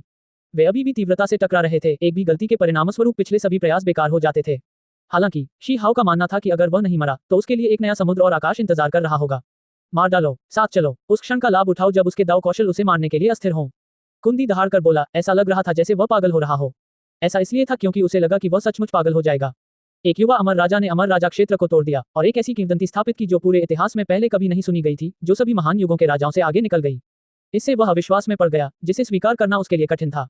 चाहे वह था डेमोनिक कैटेल्ट्री, वू शांग या रियल सी का जू चोंग, वे सभी पहले उपहास करते थे, शेहाओ की सफलता को मजाक समझते थे, ऐसा महसूस करते थे कि वह निश्चित रूप से असफल होने वाला था।